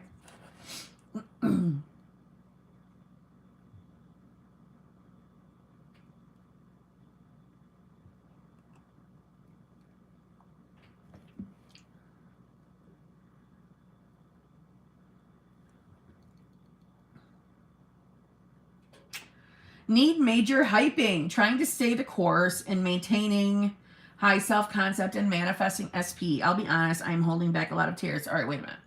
I need major hyping. Trying to stay the course and maintaining high self-concept and manifesting SP. I'll be honest, I'm holding back a lot of tears. Why are you holding back tears? What is going on? What's going on? Why are you holding back tears? What are you upset about? What's going on? Tina, what's going on, Tina? Give me some answers. What do you mean when you tell me that you need maintaining a high self-concept? When someone says something like that to me, they're dealing. All right, there we go. I should elaborate. I just found out my dad has cancer. I am so fucking sorry, first of all. Okay. His first procedure is tomorrow. Ooh. His first procedure is tomorrow, so I feel like I'm extra sensitive right now to even SP and 3D. Okay. Well, first of all, you have the right to feel a little fucking sensitive right now, so fuck everybody else, right? You've had something important and scary pop up in your 3D, so you don't need to explain yourself to anyone, number one. Number two, why aren't we affirming for your dad? Affirming for your dad's health, right? That your dad's 100% healthy. Your dad's 100% healthy, cancer-free. He's healthy and healed, right? All these tests are just going to prove how healthy and healed he is. Let's start affirming for that, number one, if you'd like. I don't want to put pressure on you, but that's an opportunity. And to maybe quell your fears regarding your dad's diagnosis, go watch some Dr. Joe Dispenza. He's got endless success stories of people curing themselves of cancer. It's mind over matter, and we can manifest for others. But what we're not going to do is beat ourselves up while we're working on that, right? We don't attack ourselves. We don't blame ourselves for anything. But, okay, so there's that. So, worrying about maintaining a high self-concept, where do you think you're having your issue in with self-concept? Because when we have, because listen, hearing something like that is a traumatic thing. It is. It's a moment. It's a fucking moment, right? You responding to it, feeling scared, is fucking normal. That doesn't mean your self-concept's in the toilet, number one, okay? Or number two. I've already had a number one. But why don't you tell me, is there something else that you're manifesting, that you're concerned that because your attention is on your dad, that you're worried about on the side? Because you having an up and down self-concept, because listen, self-concept's going to be a lifelong journey for everyone, I believe, right? Okay. Just because something popped up in your world doesn't mean that you have failed at your self-concept, or your self-concept hasn't been good enough, or the fact that you're reacting to this means you're a failure in self-concept. That doesn't fucking mean any of that. It doesn't. So don't beat yourself up. This is not a moment for you to be worried that you're failing at manifesting, because you're not. Because you're allowed to have these moments. You're allowed to react to these moments. Everything's going to be okay in the end. That's what I would be telling yourself. So you tell yourself that whatever you've been doing, self-concept-wise, working on whatever you're manifesting, that you're doing just damn fine. You're doing fine. You've been doing enough, right? You're doing enough. You're going to be okay, right? Your dad's going to be okay. You focus on him. Don't fucking worry. Don't worry about your self-concept right now. Yeah, okay? Don't. Go watch some Dr. Joe Dispenza, and I'm telling you right now, you'll see the possibilities of what can be done with our mind. So, no beating yourself up, no questioning, no telling yourself that, you're not maintaining a high enough self-concept. Fuck that. You are good enough just the way you are. You are allowed to have an emotional moment, and this is something normal to have an emotional reaction to. You are doing nothing wrong, okay? Nothing wrong. And you tell yourself every fucking day that everything's going to be okay. Everything's going to work out here. Everything's going to be great with my dad. Everything's going to be okay. Every fucking day I want you to tell yourself that. Before you go to bed at night, I want you to tell yourself that you're going to wake up in the morning. You're going to wake up in the morning in the reality where your dad is just fine. Every single night. And if it would make yourself feel better, say every single day, I wake up in the reality that I get all of my desires. Because that would include your dad too. Every single day, right before you go to bed, I am waking up tomorrow in the reality where I get whatever I want and everything is fine. I get all of my desires. That's the reality I'm waking up to tomorrow. Every day. Okay? And the rest of us are going to be intending with you. Okay? You're going to be fine. Don't beat yourself up again. Don't question your self-concept again. This is a normal thing to have an emotional reaction to. But the good thing is you don't have to give up. You don't have to sign yourself over to that cancer. It is possible to heal. It is. And you can heal. I'm telling you, the power of our mind and healing for others is a possibility. Okay? So don't give up hope. All right?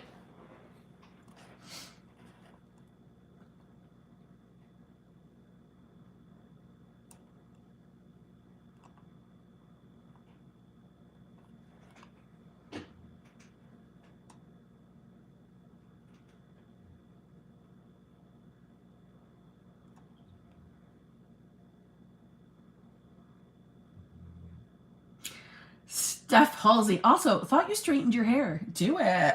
Do it, do it. No, I didn't. It's got no products in it. And I slept on it.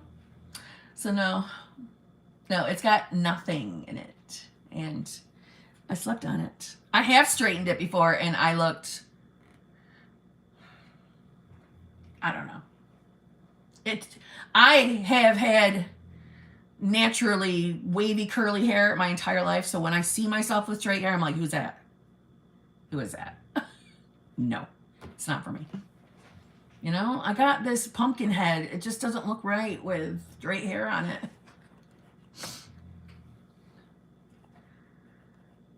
Okay.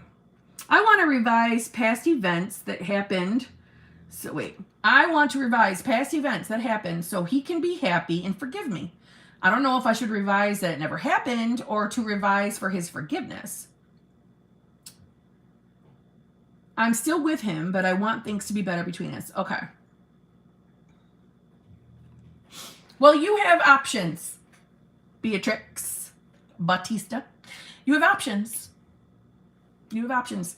You can simply affirm that he's easily forgiving. And of course he forgives you because he loves you. You can affirm things like that if you want.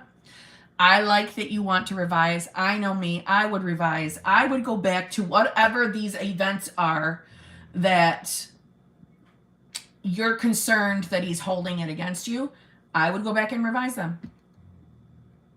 I wouldn't revise. To me, it's like this. If you're going to take the time to revise the events, I wouldn't revise that he's forgiving you. I would go back and revise as if the event never happened. That's what I would do. I see you've got other parts here. Hold on. But I've been getting a lot of movement, but I need it to be more consistent because I want him to be more affectionate and happy with me like he used to be before everything happened. I get small moments, but not consistent. Okay. So I would go back. And if you feel that whatever this events are, if you feel specifically that that's the reason why he's not being affectionate with you, right? So now you've got a belief around that. It makes sense to go back and revise. Revise that it never happened. Revise the event completely. Don't waste your time revising that he forgived you. And the reason why, I mean, it's your world. You can do whatever you want. I just know if it was me, I know I would just go back and revise the actual event. Why leave the event lingering on your mind? Because it's still going to bother you. You're still going to worry that he's going to change again. Even if he does start coming in right, you're still going to worry about that original event. So what's the point of revising and just him forgiving you? You're going to worry that it didn't work anyway. Let's just keep it real. And I don't mean that in a judgy way. I'm like, let's just keep it real. Let's just keep it real. So go back and revise the actual event as if it never happened. And then sit back, relax, and we'll let your 3D catch up. Like the butterfly effect, like the ripple effect. Okay? Oh, gorgeous as always, Kim. Thank you, Erica. How are you this lovely evening? Beautiful. Y'all know Erica. Create your future, Erica. That sexy ass accent. One of the best coaches over at Create Your Future. Just saying. Okay, Lizard Luminals. Hey, Kimberly, I'm currently manifesting a new car and I'm going for the lottery. My affirmations are, I love my safe new car and I always win every lottery jackpot. Should I just say them even times? I'm unsure what you mean by even times specifically. Let me just say this. Hold on a minute. Hold on a fucking second. Wait a minute here.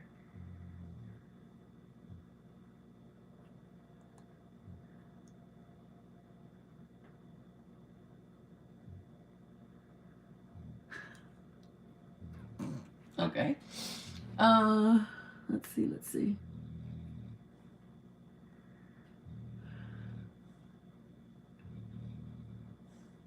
See, I think, do you mean like you have to say them a certain amount of like even times? You make the rules in your reality around affirmations. You make the rules. So if it makes you feel better, to, you know, I think this is crazy, but if you want to set an alarm clock, you know, and say each one a certain amount of times, go for it. You do not have to do that. Okay, yes, Cocoa for Cocoa Puffs. You do not have to do that. The idea is to get whatever your affirmations are to become your dominant thoughts. So the amount of times you're affirming, affirm what makes you feel comfortable. For example, I don't think you were, Bradley.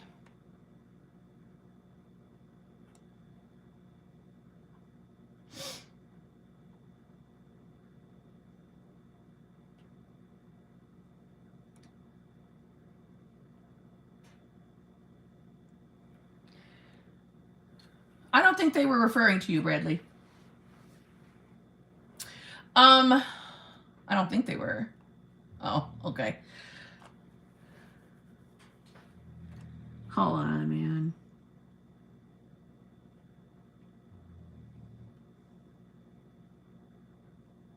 Yeah, okay, let me get back to your question.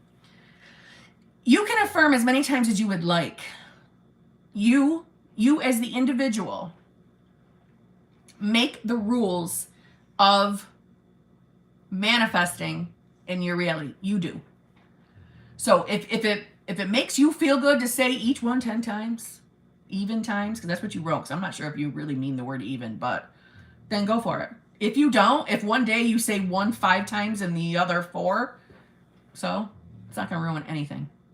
It literally is not going to ruin a damn thing. For example, when I was manifesting, I mostly scripted. I was very rarely affirming throughout my day. The only time I would be affirming throughout my day is if something popped up in my mind that I didn't like around my SP or money. Then I would say a few affirmations and then my mind would get onto something else. So I would get distracted. I would change my focus and move on. Other than that, I was always scripting.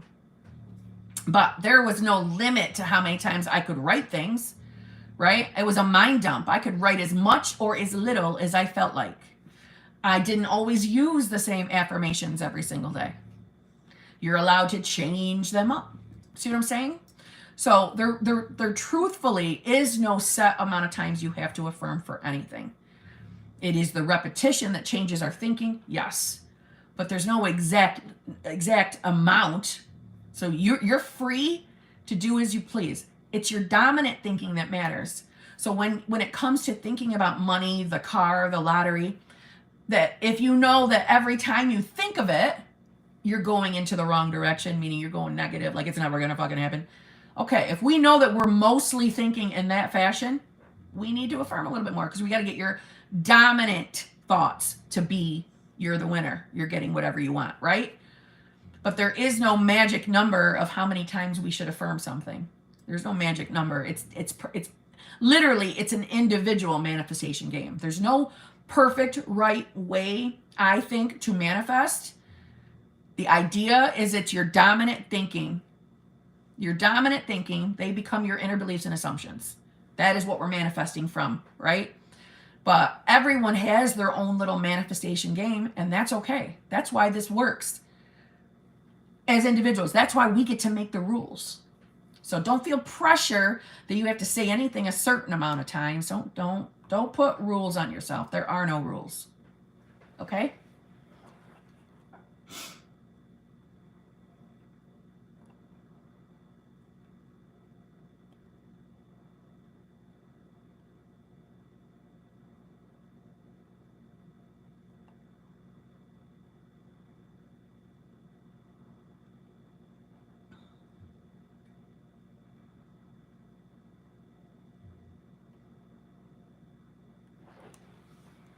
JM. If SP thinks what I think, and I think SP sucks. It's fucking funny. I'm sorry. All right, wait, let's go back. If SP thinks what I think, and I think SP sucks and can't compare to me, then why doesn't SP also think 3P sucks? Because you wrote SP, not 3P, okay? Then why doesn't SP also think 3P sucks, thus removing them? Sorry if this is dumb. It wasn't dumb. It made me laugh, so thank you.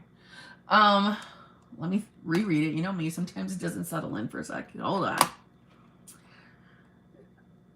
If SP thinks what I think, and I think SP sucks and can't compare to me, I think you mean 3P. Thank you very much. Okay, yeah. Wait, I think 3P sucks. All right, I figured. All right, and I think 3P sucks. Can't compare to me. Then why doesn't SP also think 3P sucks, thus removing him? Sorry if this is dumb. It is not dumb. All right, so let's go back to basics for just a minute. Remember, this is not my original analogy. I'm stealing this. I do not remember who said it first, because every time I say who I think it was, somebody corrects me. I know Neville talked about the acting thing, but I don't remember. I know another coach used it before me. I like to give credit where credit's due. I don't fucking remember who, though. All right, so I'm using it. Think of your specific person as an actor or an actress. They are only showing up, performing based on the script you are giving. So, meaning where your beliefs and assumptions are, that's the script. Your dominant thoughts become your inner beliefs and assumptions. Whatever they may be with you. If there's a 3P, chances are maybe you have a feeling of not feeling good enough or not feeling chosen. Okay, maybe that's why 3P is in the equation. I don't know for sure, right? I haven't had a one-on-one with you that I'm aware of, so I don't know exactly what's going on in your mind, but I'm just guessing. Okay, so he's fulfilling that role. If you don't feel chosen, you might be working on this with affirmations now, and that's great. But let's just talk about before you were aware. Your acting role that you've given him is based on those inner beliefs. So not feeling chosen, not feeling good enough, not feeling desired, wanted, pursued, all usually lines up with a 3P. So that poor thing didn't have no damn choice but to go and get himself a 3P so he could fulfill your role of not being chosen, not being wanted. You might be thinking to yourself, I'm fucking better than that bitch. I know I'm better looking than that bitch. What is he thinking? Listen, haven't you ever heard of someone leaving their significant other for someone like what we look down at as a downgrade? Like you were the good looking one on the equation and they went to a step down, and it's a slap in the face, right? But why do you think that happens? 9 times out of 10, more like 10 out of 10. It's because you had a shitty self-concept. You had programming of not feeling chosen, not feeling good enough. But that's not how that next person had. How many people have been dumped by somebody and then they go and marry that next person? It wasn't because you were a bigger bag of shit. It was because you had some shitty programming and he fulfilled the role. That's all. So yes, when you affirm, when you have inner conversations, is your person getting them? Absolutely, yes. But I do, I love, see, you have logical thinking right now. Listen, I think the 3P sucks. So why doesn't he? And get rid of a bitch. I get it. But let's just put law of assumption there for a minute again. How do you know what he's thinking right now? How do you know what he's thinking? If you're here affirming that you're chosen, you're good enough, you always get whatever you desire, you're unstoppable, blah, blah, blah. If you're all of that, you're affirming all that, you're working on your self-concept to address whatever patterns, yes? He will begin to reflect that. But you don't know what's inside his mind right now. He could be looking at that 3P being irritated as shit. He could be. He could be looking at that 3P like, oh my God, you fucking disgust me. What was I thinking? What was I thinking leaving my girl to this fucking hot mess express? What was I thinking? See what I mean? Do you see what I mean? So stop assuming that the work you're doing isn't working. Stop assuming that.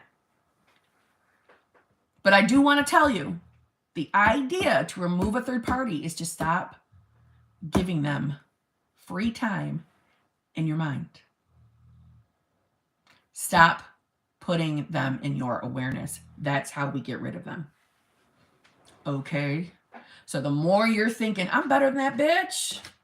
I think the 3P sucks. The more you're thinking that way, the more you're holding the 3P in your 3D. We need to drop that shit. Okay? Okay?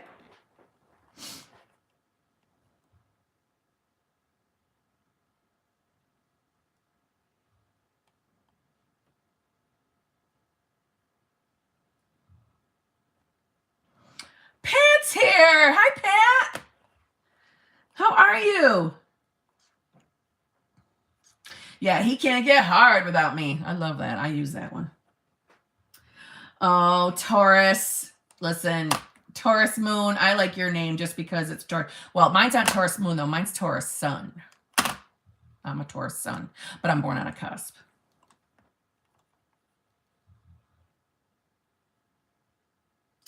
Okay. Hey, Queen. I love you. I appreciate you so much. Can we talk about inner convos or creating a new version of someone? Yes. We can talk about both. With inner conversations. Well, let me ask you this. What do you specifically want to know about inner conversations? Like, I can give you a run. Hawkeyes, you're a Taurus too. That's why you and I connected on first conversation. That's why. I'm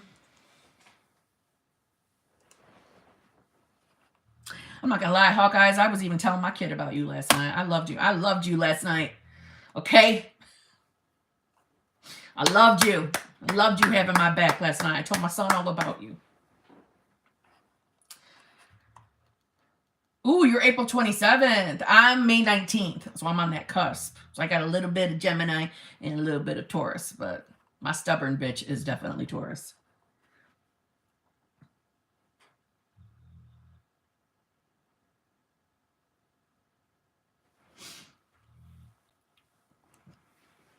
Ooh, Jay Halliday, you're April 27th too. Love it. All right, so let's go back to Taurus, though. Taurus moon.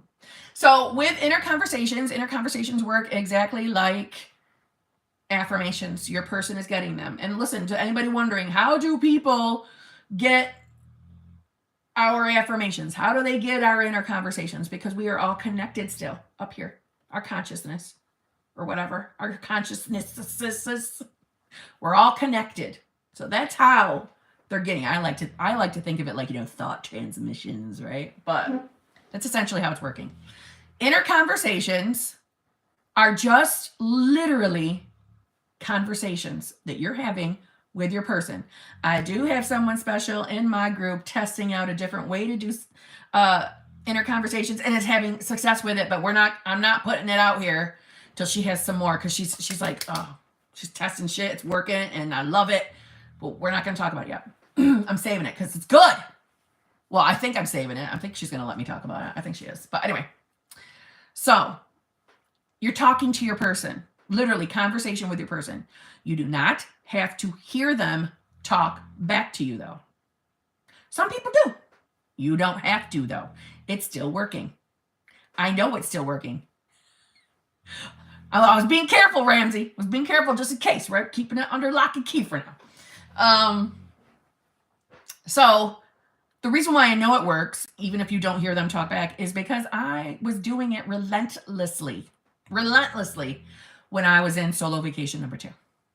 And my SP came back saying things, and I deliberately said things that I knew was not normal for him to say to me. Okay? So, it's literally just saying, I like to think of it as tell them what to think about you. Tell them what to think about you. So, for example, I would say things like this. You know you love me. You know you think about me all the time. You know you can't go anywhere without thinking about me. You see my face everywhere. I am on your mind 24/7. You love everything about me. I didn't say things like you miss me and you want to be back together with me. I didn't say things like that because I did not want to affirm anything that sounded like it meant we were apart. That was me. That might be just a limited perspective of mine. And you know me, I like to keep it real. I don't want to dump my limitations on anybody. So that's why I always tell you guys that. So if you want to affirm or have the inner conversation of saying missing you and all that, go right ahead. I just didn't like to. And yeah, I never heard him say anything back to me, but that's the kind of stuff I would say to him, you know? So that's inner conversations. They're working exactly like affirmations. They're going to your person, but they think it's their own thoughts, period. Okay? Don't think of inner conversations as like, I don't want you to think that they're like less than. They are right up there with affirmations. I know some people that are only utilizing inner conversations and are successfully manifesting because they have the belief that that's all they need to do. And that's how the law of assumption works. It's all based on what you think, your belief around the affirmations, the visualizing, your manifestation game. Okay, so there's that. So hopefully I answered whatever you wanted with the inner conversations. And let's see, I know you asked me something else. And as far as creating a new version of someone, well, remember that people in our reality are a cocktail. They are the cocktail because they're reflecting us. They are a mixed cocktail of our inner beliefs and assumptions. And by assumptions, I mean the assumptions we hold of them and our generalized assumptions. So if you're manifesting a specific person, a male specific person, I'm saying male because I'm going to give you a generalized assumption. So you could be affirming that he, I don't know, starting to spend more time with you and start being more loving, affectionate, showering you with love and attention and affection. Okay. But at the same time, you have a generalized assumption that all men are assholes, all men cheat, all men withhold love. Ooh, I'm just making them up, but you see what I'm saying? You hold a generalized assumption there that's going to roll over onto him, number one. Number two, any assumptions you have of him already, like, he never shows love. He's a workaholic. He never wants to do anything. He holds everything in. He doesn't express love. If you're holding those type of assumptions of that person, they got to go. They have to go. And in my opinion, in my experience, it's you see them as that new version first. Before they start reflecting you at 100%, meaning you've been working on your self-concept to cut any patterns that you may have in relationships, to get rid of those assumptions that you already have, meaning like your relationships suck, you're never chosen, you're not desired, you're not wanted, blah, blah, blah, blah.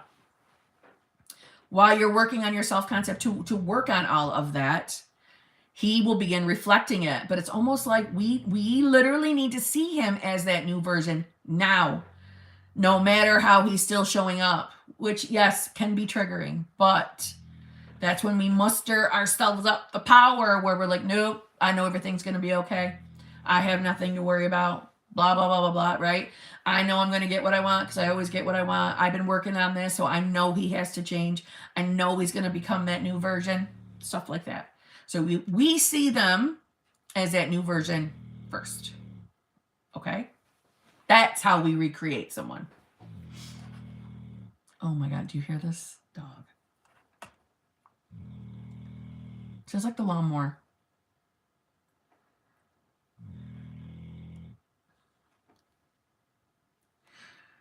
Do you all know that because she sleeps in my bedroom, there are times that I have to come downstairs and sleep on the couch because she is sucking all the air out of the room in the bedroom. And I wear earplugs. And I have to sometimes come downstairs because of my dog.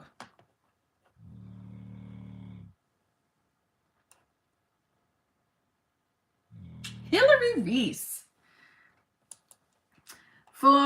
Shit.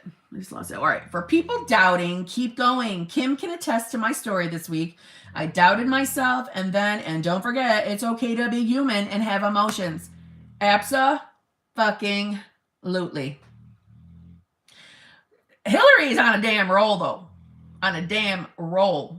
Fucking man magnet over here. But it's true. It's very true. And I really want to hammer that part home. It is okay to fucking cry. It's okay to have emotions. It's okay. This false narrative that we can't have a reaction. We can't have an emotional reaction. We can't have a trigger. We can't respond to it. That's bullshit. We are human beings. We were given these emotions for a fucking reason. It's all right if we use them. The idea, though, is we don't give up. We don't give up.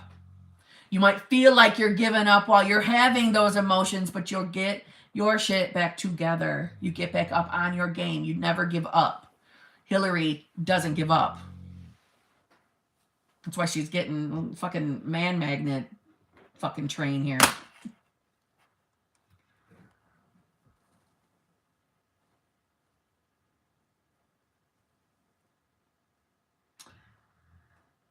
Mark, whatever, if you want her to... Oh, I thought that was a super chat.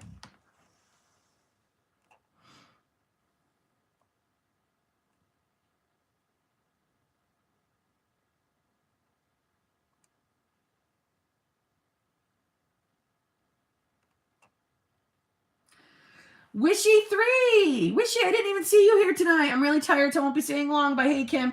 Wishy, I haven't seen your name all night. How are you, Wishy? Holy fuck. Am I caught up yet? Am I caught up yet? How many more?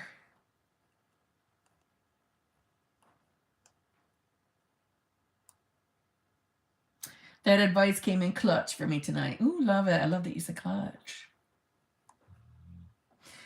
Sweet Warrior! Is she still here? How to actually have the feels of feeling chosen, more so than not, besides script and affirmations. So how to actually have the feels of feeling chosen, more so than not. Well, I'm going to say this, first of all. I think it feels... Time! Oh, damn. I mean, damn in a good way, but damn, I thought I was close to being catched up. All right. So I think that the feels are different per person. Good night, Hillary. Love you. And the reason why I say different per person, because I think everybody has their own little like feelings of when they're feeling on top of their shit. They're feeling beautiful. They're feeling sexy. They know their worth. They know that they're loved. They know that they're desired. You see what I'm saying? We all have our own way of feeling good about ourselves. This is what I'm trying to get at. We all have our own feeling inside. I think it's individual. I don't think it's all the same for everybody. That's what I'm trying to say. So, to me, feeling chosen can be mixed with a feeling of acceptance, feeling accepted, feeling wanted, feeling desired. It's all of those for me mixed into one, but it might feel a little different from somebody else. So is when you're working on that with your own self-concept. I almost spilled my coffee everywhere, for fuck's sake.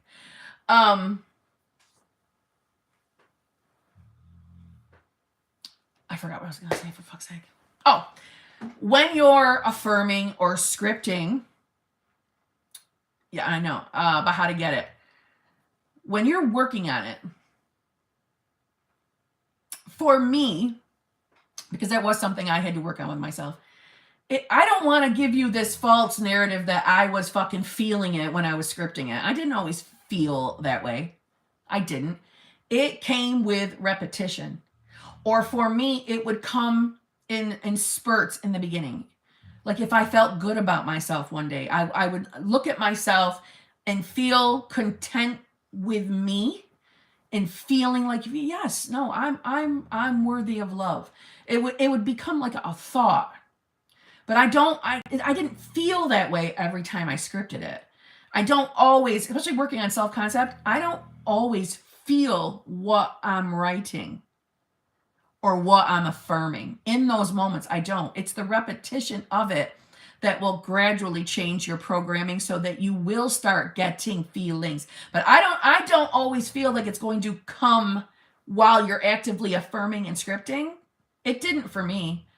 It would come in, see, it comes in spurts. It would come in spurts for me. So like say I was going to SP's house, okay?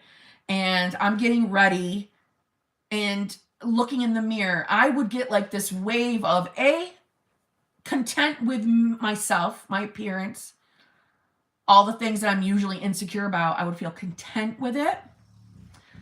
And I would start to feel very confident, secure. I would feel chosen, but I would feel that way without him. It wasn't him making me feel chosen, if that makes sense.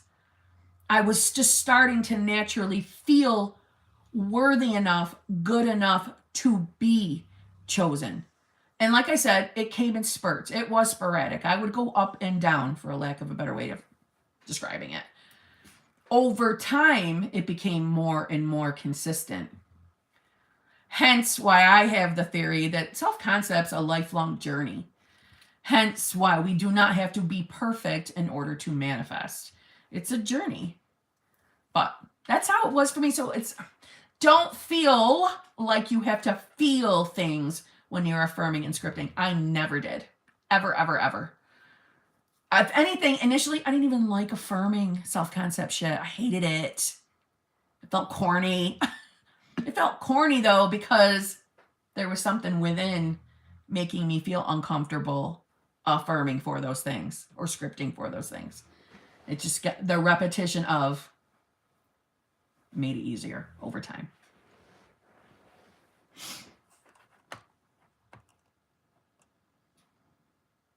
Oh, I've been back with my SP. I've been back. Hell yeah.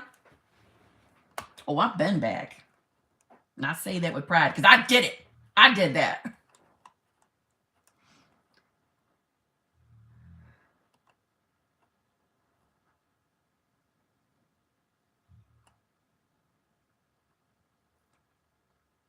You know what I think, though? Number one, I don't care that you asked me that. It's perfectly fine. I think it's perfectly fine to ask me that question, Jasmine. So just want to say that it is perfectly fine to ask that kind of a question. Number one. Number two, I think maybe you get confused because I often talk about my solo vacations. We don't call them the breakup word no more. I talk about them a lot. My solo vacations were a long time ago, but I talk about them, especially solo number 2, because that's where I woke the fuck up and got my head out of my ass. So I share it in the hopes that it's going to help someone not make the same stupid mistakes I did. So probably because I talk about it so much that maybe some people are thinking that I'm still in it. I'm not. But it's perfectly fine to ask me those type of questions. I don't mind. I don't mind sharing. I don't give all my fucking details. I keep some shit personal, but I'm pretty open.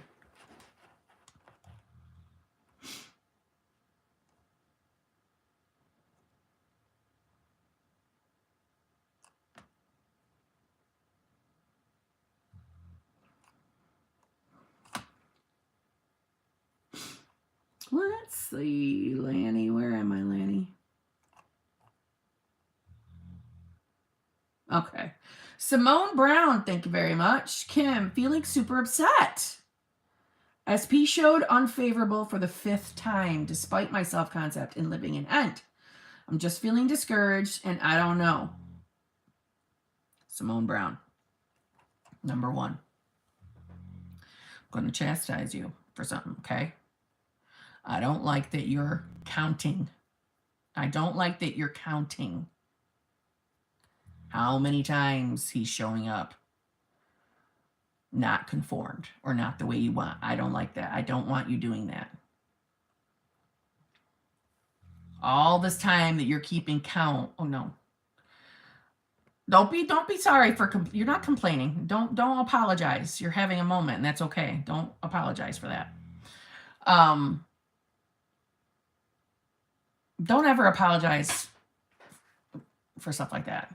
I'll yell at you if you need to be yelled at. I'm not yelling at you right now. Don't worry about that. But I don't want you paying attention to, okay, well, this is the 5th time now. This is the 6th time. No, we're not doing that.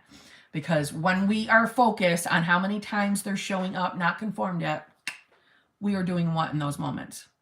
We are reaffirming the shit we don't want to experience anymore. So we don't want to do that, okay?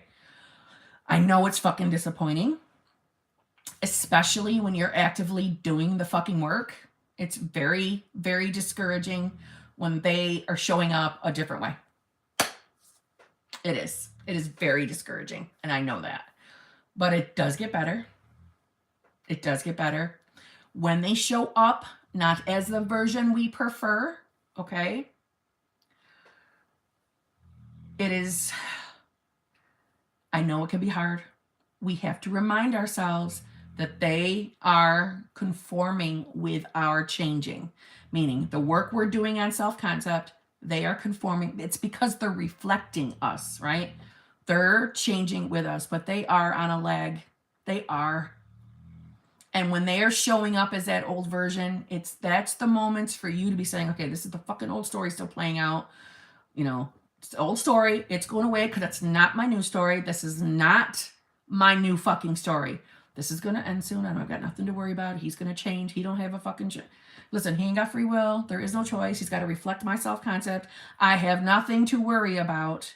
No matter what, I get my shit in the end. No matter what. Okay? Thank you, Brittany Goss, by the way. Thank you very much. Okay? For fuck's sake. So Simone, don't beat yourself up.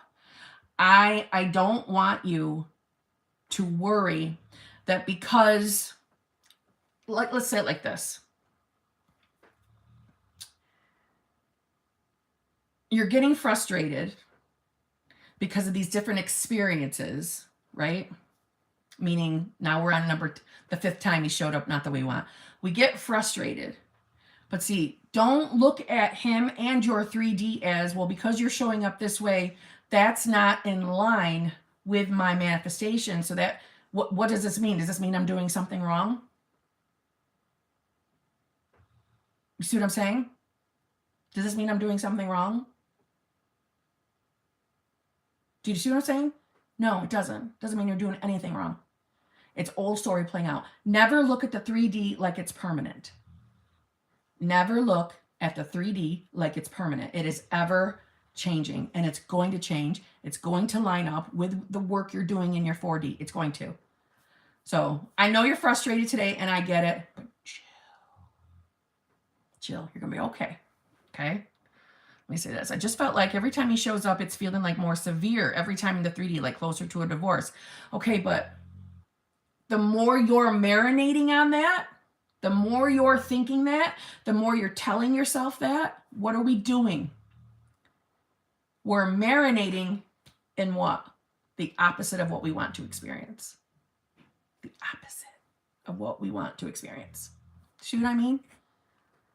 Don't tell yourself that with each time it makes me feel worse. It makes me feel like it's heading toward divorce. No, it's not. Who's in charge of your reality? You are. You're in charge. Okay, hold on. I've had enough. I have had enough. I am doing my fucking best to answer the super chats. I am doing my best. Chill out. For fuck's sake, I'm getting frustrated with it. I'm doing my best to catch up. There are some creators who don't even acknowledge your super chats. Okay? I am doing my best.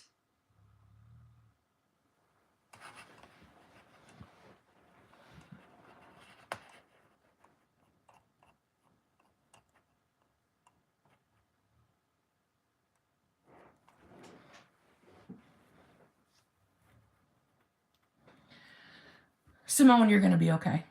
Everything's going to be okay. Don't think that every single time he shows up and it's not what you want, that things are going to go backwards. Don't think that. You're going to be fine. You keep going with what you've been doing. Keep working on what you've been doing. Don't give up on that. Don't roll back. All right? Everything is going to be okay. Tell yourself that. Everything's okay. Everything will be okay. All right?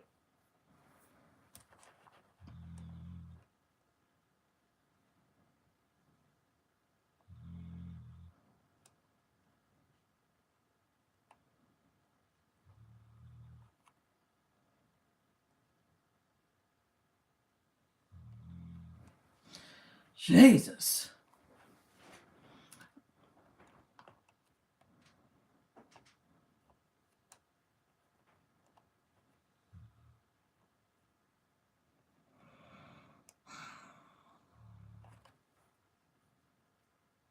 I fucking warned y'all I got a fucking hot temper. Why you gotta be fucking irritating me? Okay?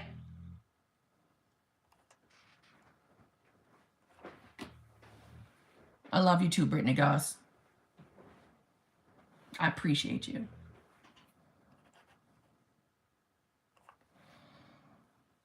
Yeah. Well, yeah, you're so popular and loved. Everyone wants you invited. I love you guys, but for fuck's sake. Holy balls, get off my dick. Let me answer. I'm coming. I don't like when I say, did she do this one? Yeah, she got me this, yeah. Has she got this, yeah? What about this one from this one? What about that? I'm trying. I'm fucking trying. Is this how you're handling your fucking 3D? Can you see how that could be? It's not going to get you your shit? Can you see how that could be fucking a little irritating? Come on. I'm a human too. And I got a hot temper. I will bite when I get irritated. Okay? I'm like my little pit bull. I can be. If you fucking get like that with me and my fucking comments, I'm going to come back. All right? I have a hot temper. I told y'all that. Jesus.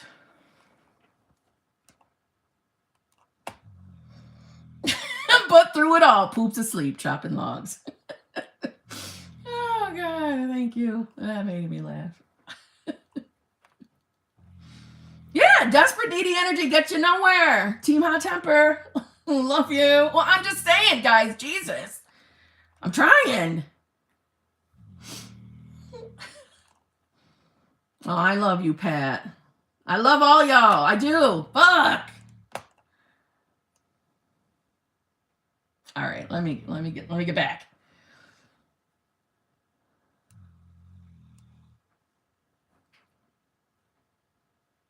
It's the Taurus coming out, and I'm here for all of it. I love it. Thank you, Brittany Books. I appreciate it.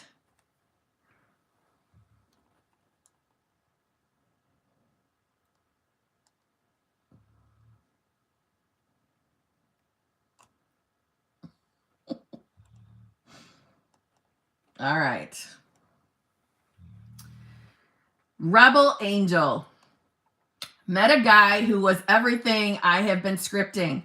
Then we slept together, and now he's being distant. This has happened the past 4 relationships.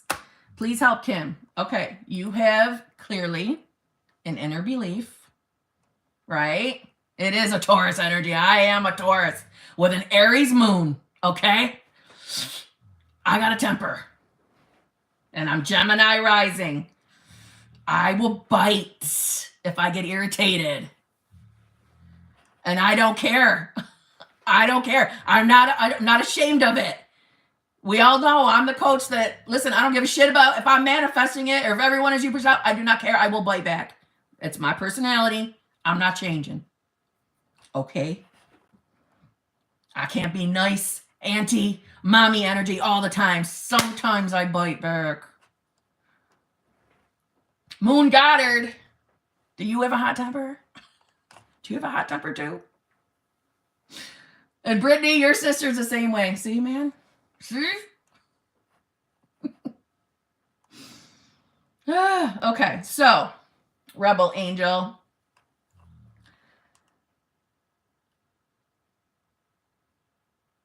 There's a part of me that feels that maybe you have a limiting belief around relationships. That now you have an assumption. Okay? Maybe you have now an assumption that once you have the act with your person, that's how they're going to start behaving, that they're going to start changing once you have sex, right? That's not an uncommon thing to believe. So I would start affirming things like I am worthy and I deserve the love that I want. I am worthy and I deserve the relationship that I want. And everyone that I love and want a relationship with feels the same exact way about me. All of my relationships work. All of my relationships last. They're all long lasting. And then be affirming for him. And do your best to not cut yourself up for what you've already manifested, right? Start working on that. I'm worthy. I'm deserving of anything I want. I am always chosen. I am loved. I am desired. Okay?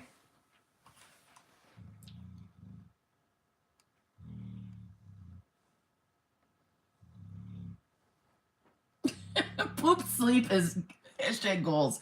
Just took my melatonin and hope that's me tonight. Ugh.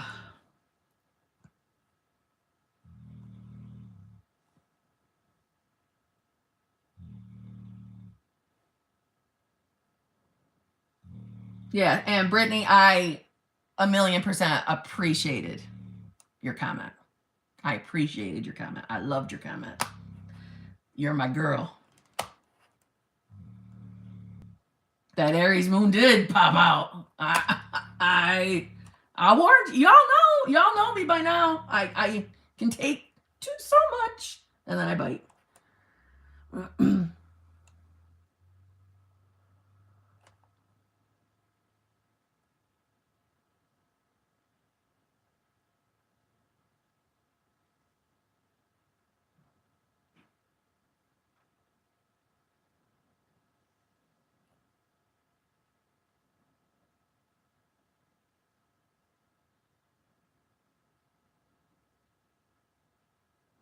Violet Skies, your birthday's May 18th. I'm May 19th. I am a firecracker. Nobody messes with my mama. That's right, my girl. All right. Okay. Fucking Billy the cat. Fuck. Kim, on Reddit, there was a 30-day SP back challenge where everyone documented their daily progress. At the end of the 30-day, a single person got their SP back. I'm losing faith again. Help. Okay, Billy the cat. I'm not even going to yell at you. What the fuck are you doing shit on Reddit for? Why are you on fucking Reddit? Don't go to Reddit. Don't go to fucking Reddit. Come on. Why were you on Reddit? Number one. Number two. So nobody got their SP, this 30-day SP back challenge. Listen, I wouldn't do any type of challenge with anybody on Reddit. Number one. All right? Well, number two, I already gave you a number one. That doesn't mean shit. What are you losing faith because other dumbasses aren't getting their SP? What are you fucking getting upset for? See, here's something that I was talking about this with somebody else.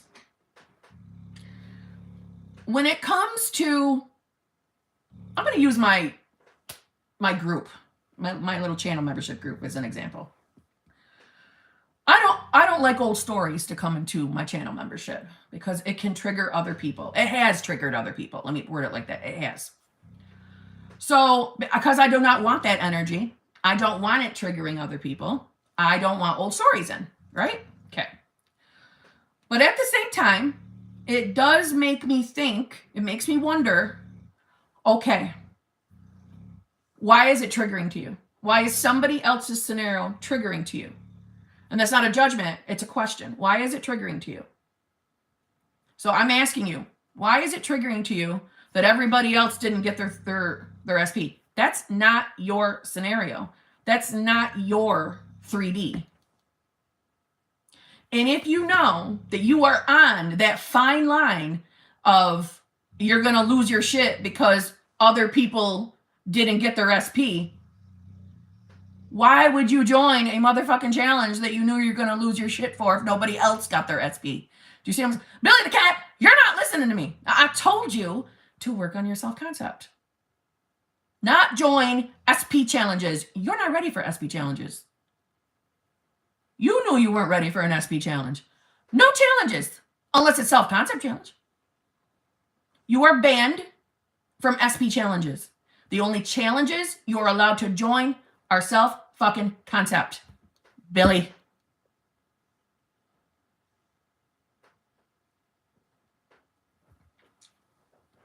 You're losing faith and losing your shit because fucking strangers aren't getting their SPs. You have no idea what they were doing outside of their clickety-clacking on Reddit.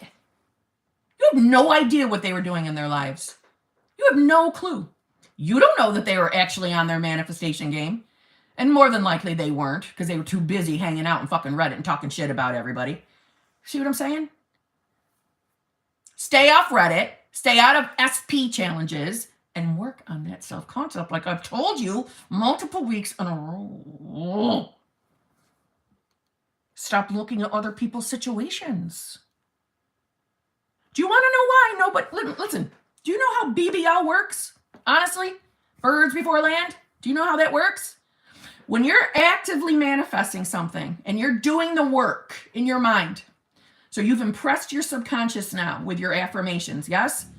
It starts projecting out, but it's the work, the affirmations, the scripting, the visualizing. Those tools have become the helpers that have changed your thinking to create the dominant thinking, the dominant thoughts, the assumptions. So the affirmations you're using, the visuals, the scripting, the inner conversations, all the shit is helping to change your thinking. So we get your dominant thinking around the subject you're trying to manifest, right? So that it can start projecting out. And that's why we get birds before land. But if your dominant thinking is still in shitfucker land, guess what you're going to get BBLs of? You're going to get birds before land of your shitty fucking thinking. You're going to get shitfucker BBLs. And that's exactly what you got. You went to a shitfucker Reddit page, first of all, so automatic failure just because of that. Number two, you went to a shitfucker Reddit page to join a fucking shitfucker SP challenge with a bunch of shitfuckers that you don't know. And you have no idea if they're actually doing the goddamn work. But none of them got their SP. Well, guess what? Because they were the reflection of what? You. They were your birds before land. Because you didn't listen to me, as per usual, and just worked on your self-concept. I didn't tell you you could not affirm for your SP at all. I said, work on your self-concept. You didn't listen. You didn't listen.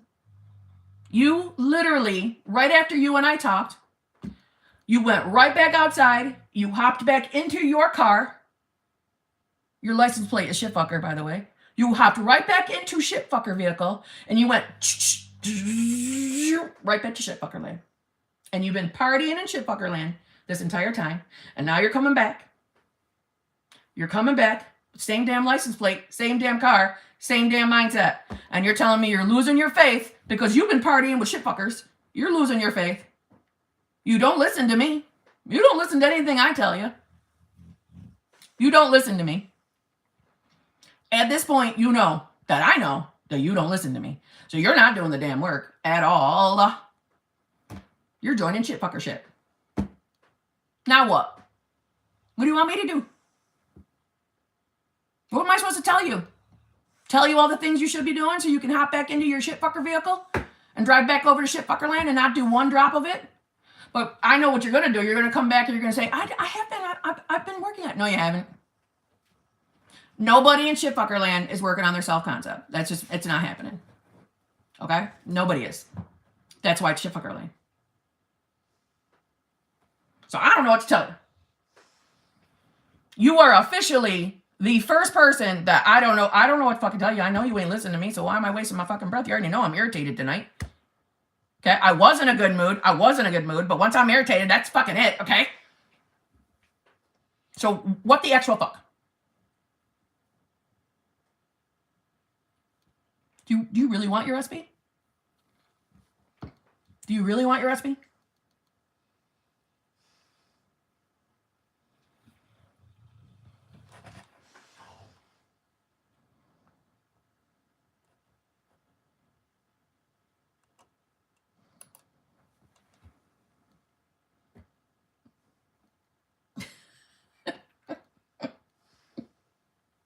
Not partying in shitfucker land or shitfucker vehicle. Well, I'm just saying.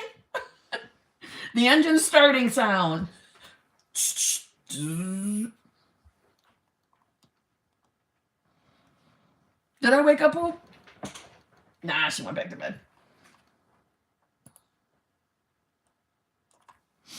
All right. Moon Goddard. When 3D movement stops out of the blue, I'm torn between if I'm doing something wrong or is this a part of the bridge?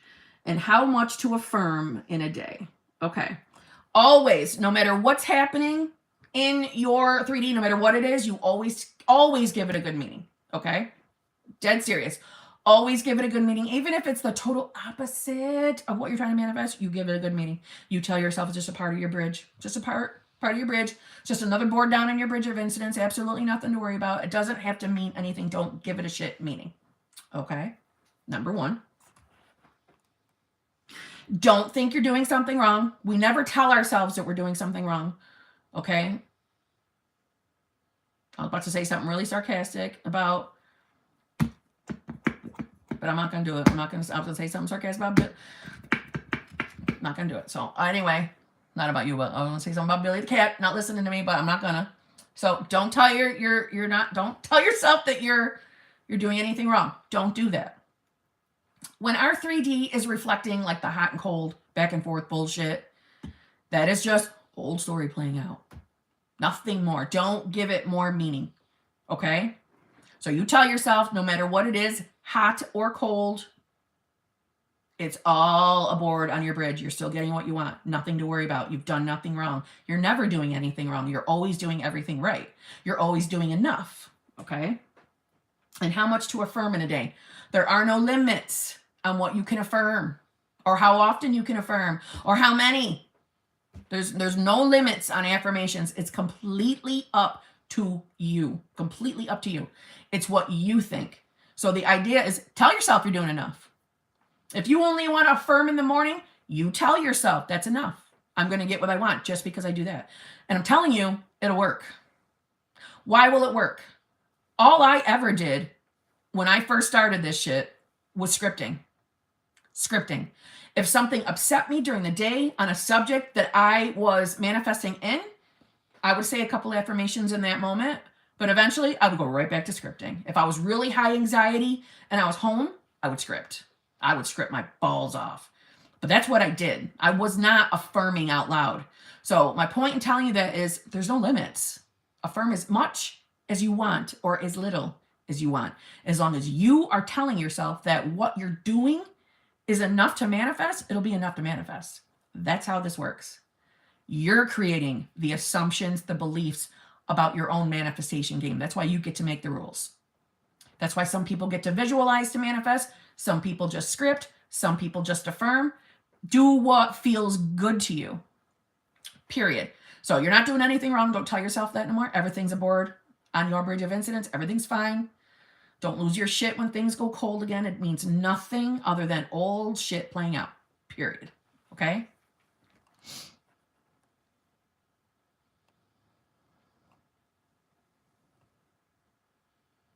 It'll work because I said so. Period. Exactly, Hawkeyes.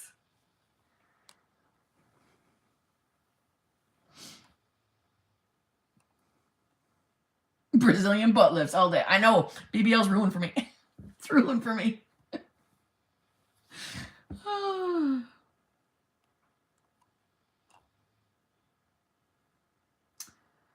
All right. Hi, Kim. What does it mean when I'm on a roll with my affirmations, thoughts, and then all of a sudden attacked with negative, intrusive thoughts? What should I do? Okay. I just made a video on this, literally, not my last video, the video before. It's around fear. So when you're having intrusive thoughts, listen, we are never going to flip every single thought. We're never going to do that, and we don't have to do that. When you're getting the intrusive thoughts, I know that can be overwhelming. That's when I would literally take a break, sit with those thoughts, sit with the intrusive thoughts for a moment, and ask yourself, why are you here? You're a part of my old story. You're not in my new reality. Why are you here? What are you trying to protect me from? Because that's what fearful negative thoughts are. They're trying to protect us somehow. So you're going to ask the thought. It'll be your ego replying to you. But ask the thought, why are you here? Why do you keep coming here? Why are you attacking my mind? What are you protecting me from? And then sit, relax, be quiet, and listen. And eventually, your ego is going to start answering you. And it's going to start listing the whys, the why you shouldn't want that manifestation, the why you can't have that manifestation. And write those things down. And those are your limited beliefs. You do not have to live in fear of every single one of those thoughts. You don't.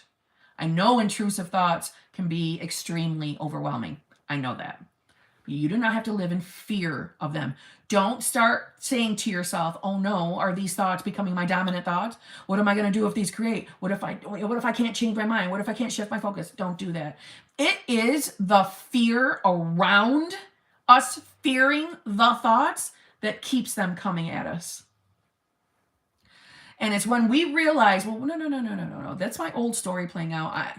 You're protecting me for A, B, and C, right? After you do that little exercise I just told you to do. You're protecting me from that. You don't have to protect me from that anymore. My negative thoughts don't create. Oh, I know that's controversial affirmation. Use it. Use it. In theory, your subconscious is your God power. Just affirm it. I don't have to be in fear of my negative thoughts anymore. I don't have to be afraid of them. I'm in control. So you can keep coming at me with fearful thoughts, but you're not in charge of my reality. You have no more power here. And the more you affirm things like that, the fear itself around the thoughts will lower, and the less will come, the less they will come. So that's how I would handle them.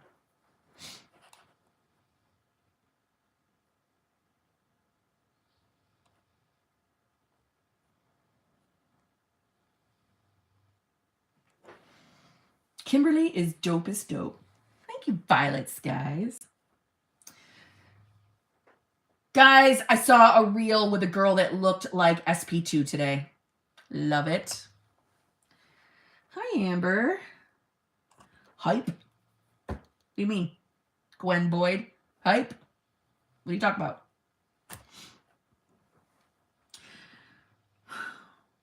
I need help with not making excuses for SP while he's conforming when he isn't showing me what I want. Explain to me what you mean by that. Explain to me what you mean by that. Let me give you an example. What I think you mean, and something I used to do. When I first met my specific person, mind you, I manifested him out of not knowing him. He was a total stranger to me when I met him. And I had made my little dream man list, and I would affirm for my dream man list, right? He showed up. He was everything on my dream man list. One of the things on my dream man list was that my person would be hardworking, and he wouldn't be afraid to get a second job to take care of his family if necessary. That I wanted someone who wasn't afraid to work in case, shit went tits up in our life, right? So that's exactly what I got. a really hardworking guy who works a lot. So my first date with him, he told me about how much he works a lot. It was warning me. And that is how I continued to describe him to be. Oh, he's a workaholic. He works his balls off. He's such a hard worker. Well, guess what we started fighting over as time went by? Working too much and not seeing each other enough. That was one of the prime things we'd fight over. So I would be affirming against it. I would try to, fix this. But I was new to the law of assumption then too, keep in mind. So I would affirm and I would affirm and I would affirm, and nothing was fucking changing. If anything, it felt like it was getting worse. So not only did I have to stop describing him that way, I had to stop saying he was a workaholic. I had to start seeing him as someone who was making time for us, even though I was not seeing that. Eventually, I got to a point where I stopped looking at him and, the constant, well, he hasn't changed yet. He ain't changing yet. Hasn't happened yet. I eventually got the point that stop fucking doing that. It's just creating more of it. It's just creating more of it. We need to see them as the version we prefer first, but also at the same fucked up time, we have to be fuck the 3D. Our 3D does not matter. It is old news. It will change. It will change. It is malleable. It's an illusion. It feels real because everything's, to the touch.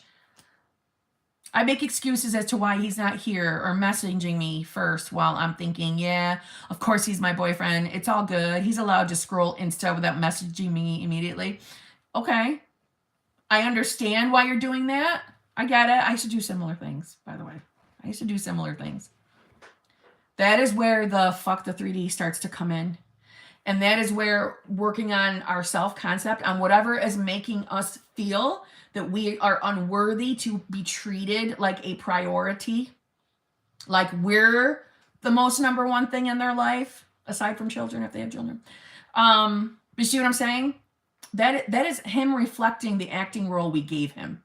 So he's reflecting us. So that's where we tweak the little things that we don't want to see in our 3D anymore. We tweak that within us because they reflect us, right? So when he's doing little things that you do not like, when it comes to you making the excuses, don't make the excuses anymore. Start telling yourself, no, he's changing every single day. I don't have to worry about this shit anymore. I don't have to make these fucking excuses for him because I don't care what's happening in the 3D, because the 3D is old fucking news. It does not determine my future getting me my shit. It's old fucking news. Period. See what I mean? That's what I would be doing. It wasn't easy for me. It can be easy for you. I was refusing to get my head out of my ass. Don't be me. Okay?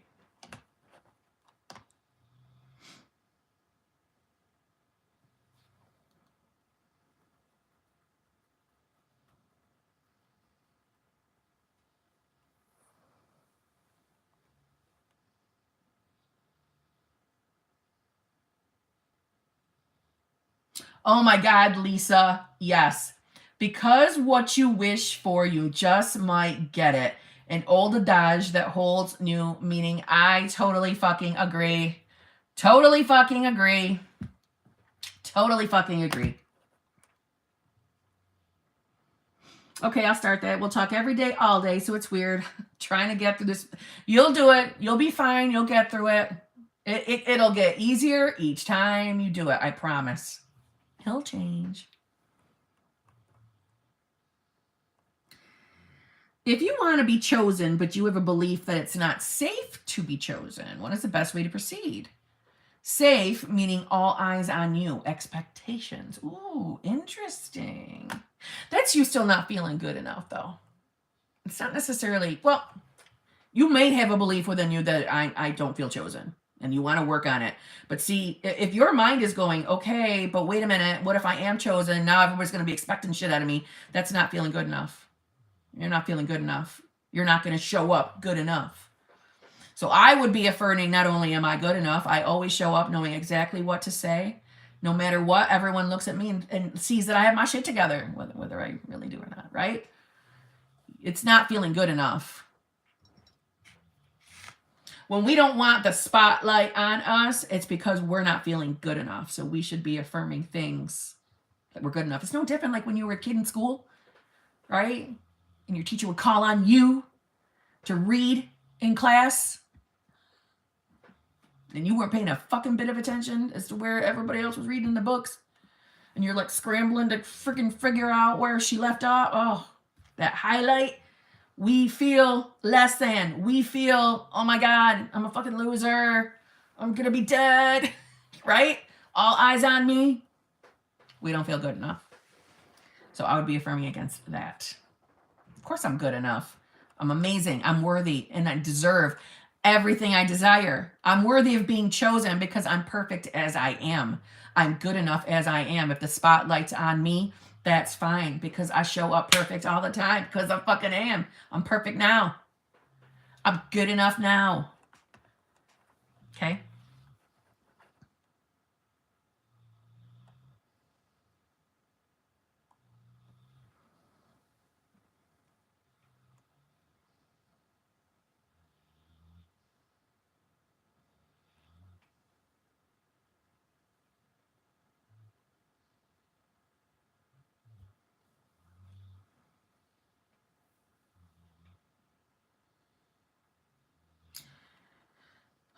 I realize I manifest my relationship out with my fears and doubts. I'm scripting, working on self-concept now. Sometimes I feel great. Sometimes I can't stop crying, nightmares. Why is this? Also, will it manifest soon when I script, revise? I think about our past and I'm overwhelmed with how much anger he has to me. I can't imagine past it, I think you mean. And I have anger to him too. How do I get past this? Am I supposed to make something up? Wait, I'm confused.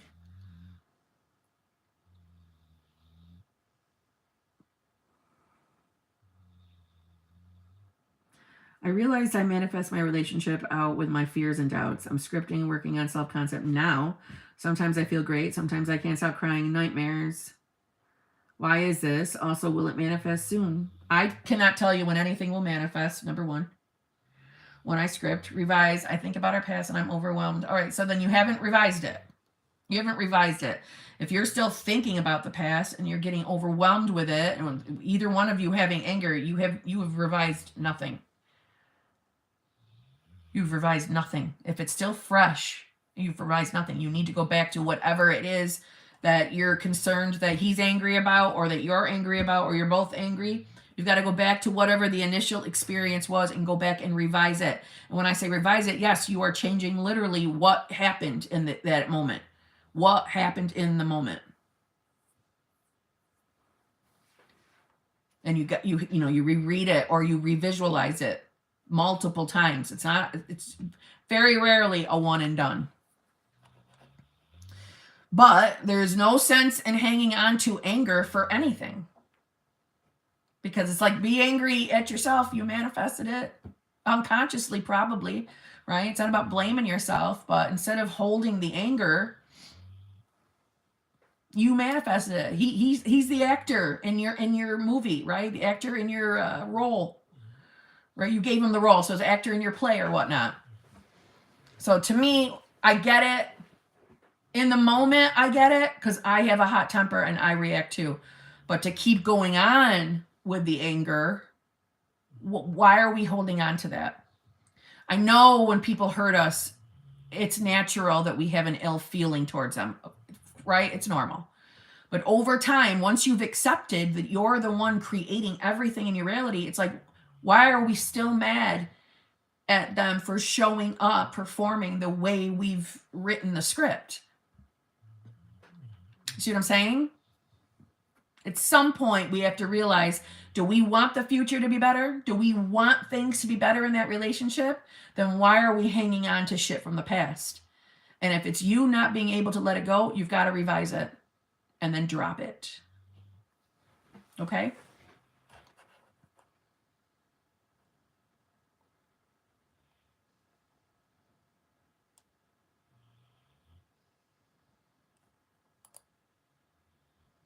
Tanya Brown, you just joined my, thank you very much. Congratulations and welcome. Welcome to my channel membership. Thank you, Tanya Brown.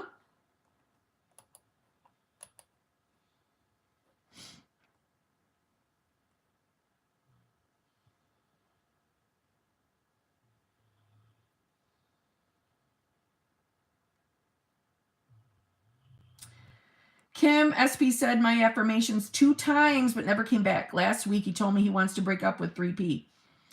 He said your affirmations 2 times, but never came back. Okay, wait a minute. But he's going to Disney with her because she paid. Saw on Insta a pic of them together at Disney. Feel triggered. Please help. Okay, first of all, get off the damn social media. No social media. Do not be checking his social media. Of course, you're going to be triggered by that. No social media. Number 1. Number 2. All right, he showed up saying your affirmations. So we know they're working. We know they're at play.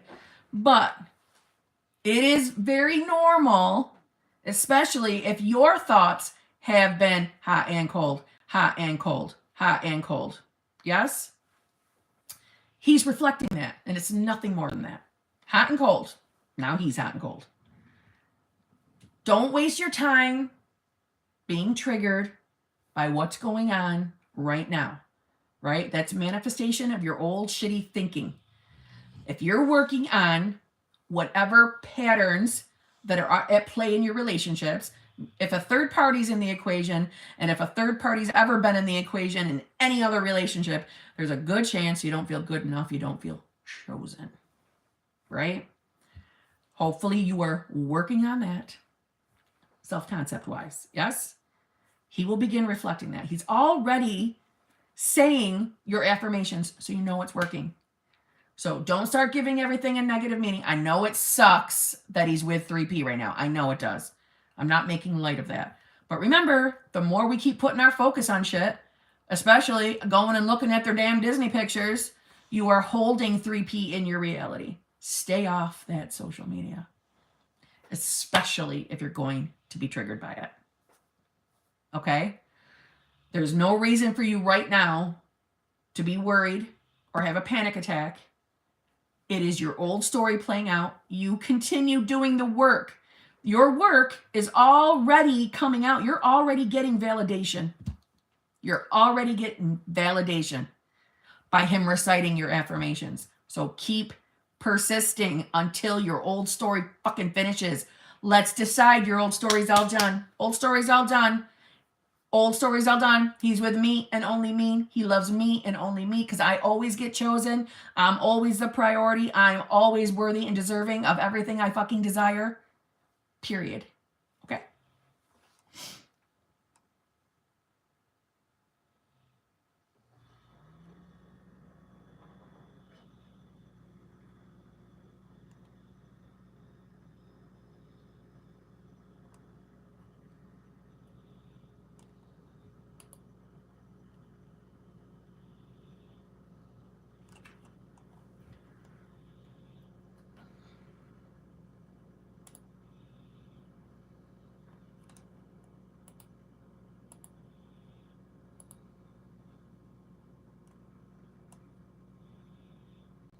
Just tell 3P to fuck off and eventually it will.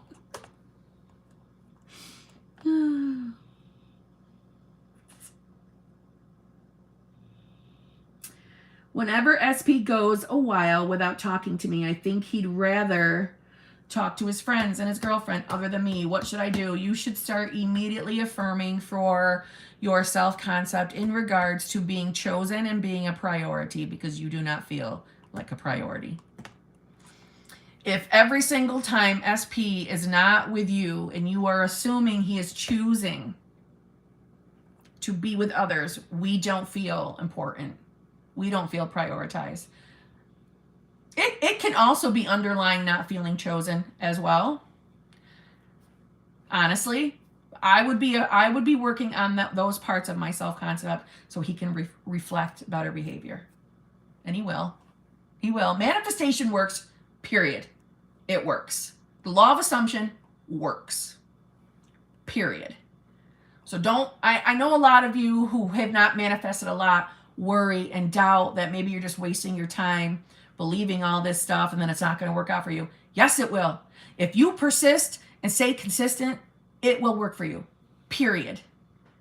And this is coming from someone who went through that stage myself, where I didn't think it was going to work, right? I've been there, where I started doubting everything, thought I was wasting my fucking time. What if I was just being a fool? Blah, blah, blah. I've been there. I know how it feels. I'm telling you, I made it to the other side. I've gotten to the side where I've manifested everything. Now I got a new list of things I'm manifesting. See what I mean? I know it's doable.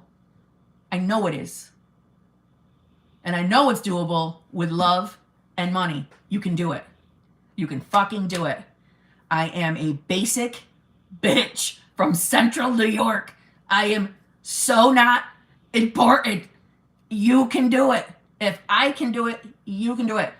And not to be ageist, but for fuck's sake, I'll be 48 in May. I had 40 plus years of shit thinking and programming. And it didn't take me a fuck ton of time to change that programming. So you guys can do it. I'm dead serious.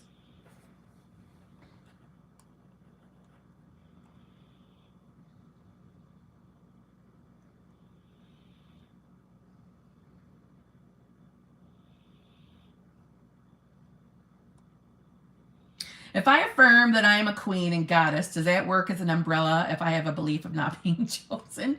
If you think it does, it will. You get to create any assumption you want. It's your world. Create that assumption. Create that belief. That inspired me, Kim. Well, I love it, KJK. I'm glad it did. Good. But it's true. It's dead ass true. Guess what, Buttercup? We are caught up. Thank God. Thank God. Don't get me wrong. I appreciate the super chats. I appreciate it. You know I do. I get very defensive about making sure I don't miss the fucking super chats. I don't appreciate. Did she get? Oh my God! She get my. Oh my God! What about it? Did you get 2 of them? Did you get 3 of them? Did you get all 4? Lanny, did you get those, Lanny? Did she get them, Lanny? What about the ones from the other day, Lanny? Did she get them, Lanny? How fucking irritating that is. I see it going across the fucking screen. It's fucking annoying. Okay? So hopefully lesson fucking learned.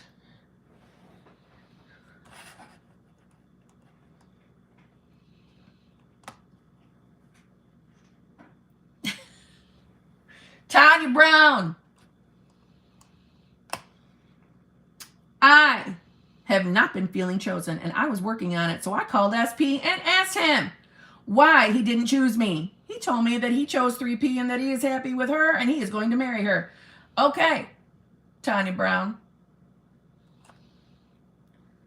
You just joined my channel membership, so I'm not going to yell at you. But I'm going to say this like I would say it to anybody else. Why in the Sam fuck did you ask 3P that? Or SP that? Why did you ask him? Who gives a rat's fuck what he thinks? Why? Maybe, did you do it because of maybe some like out there thinking that maybe he would let you know what your limiting beliefs were? Maybe I'm down with that. Maybe I can understand that. But I would never go to my SP and ask his ass shit. I love him. But I'm not asking him nothing because I'm the one creating the shit here. So, did his answer help you? Did his answer help you identify what any limiting beliefs you may have? Did it help you? Or do you feel worse? I thought that it would help me. Did it? Did it help you? Or did it make you feel more sad?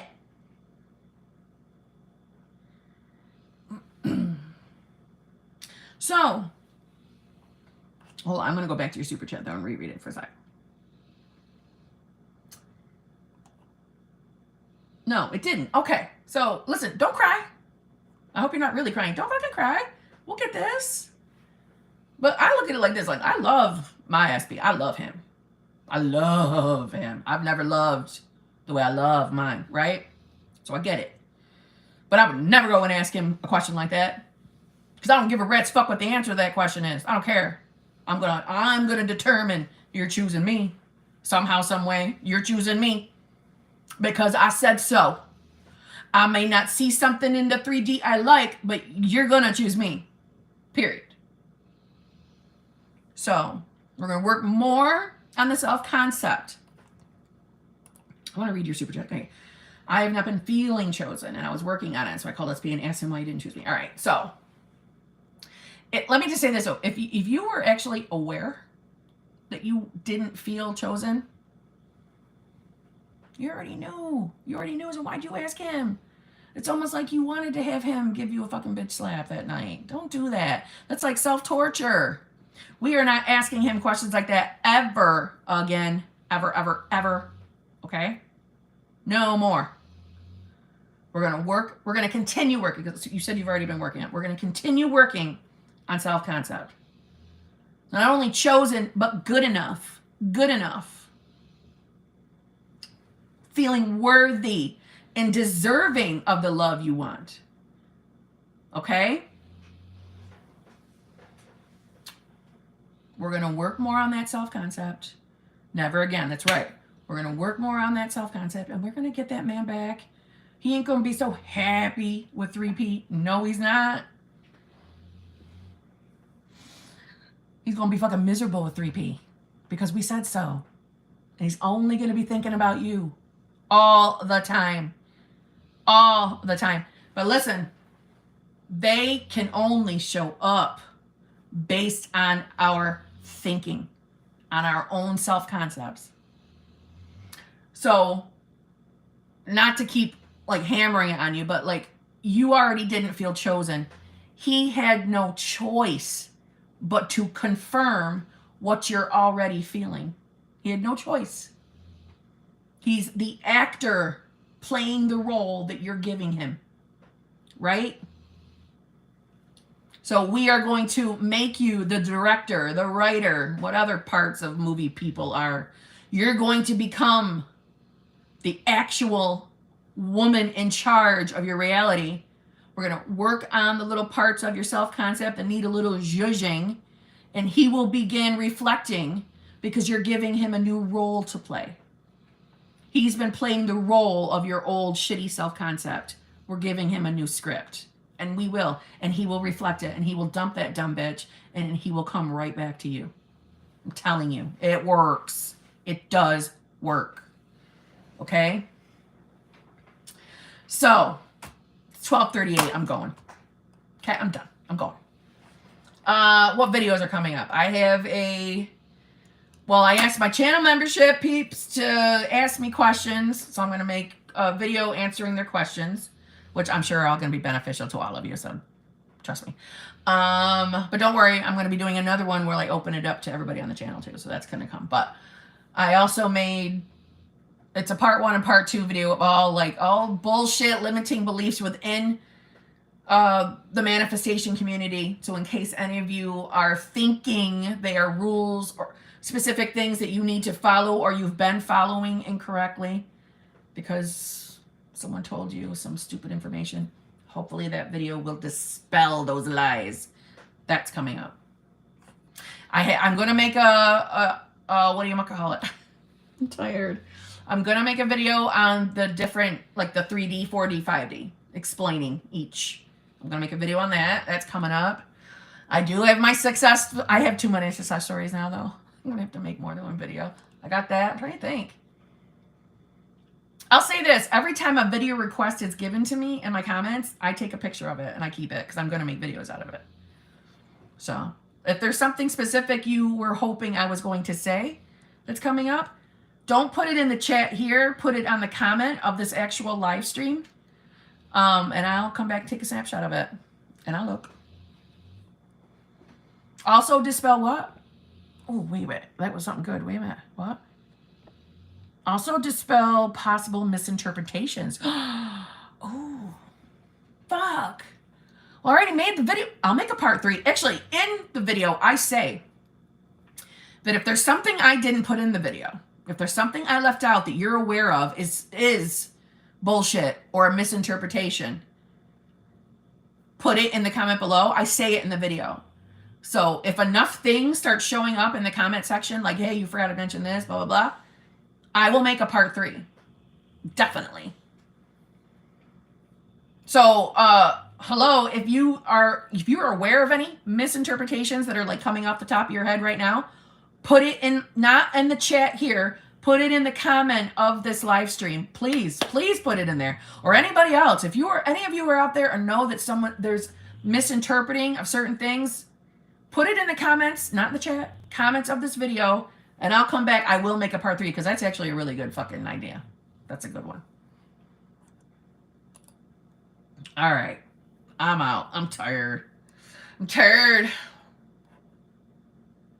Lanny Serum, thank you very much for being my super chat collector. I appreciate it. Let's see. Thank you to my peeps having my back, especially last night. I appreciated it. It made me feel nice. And for having my back tonight, I liked it. Thank you very much. I love it. Makes me feel loved. Makes me feel loved. Okay. Woo, good, Brittany. I'll be waiting for that. I'll be waiting for that text. All right. I'm going. I love you all. Be fucking good. All right. Love you all. I'll see you all in a day.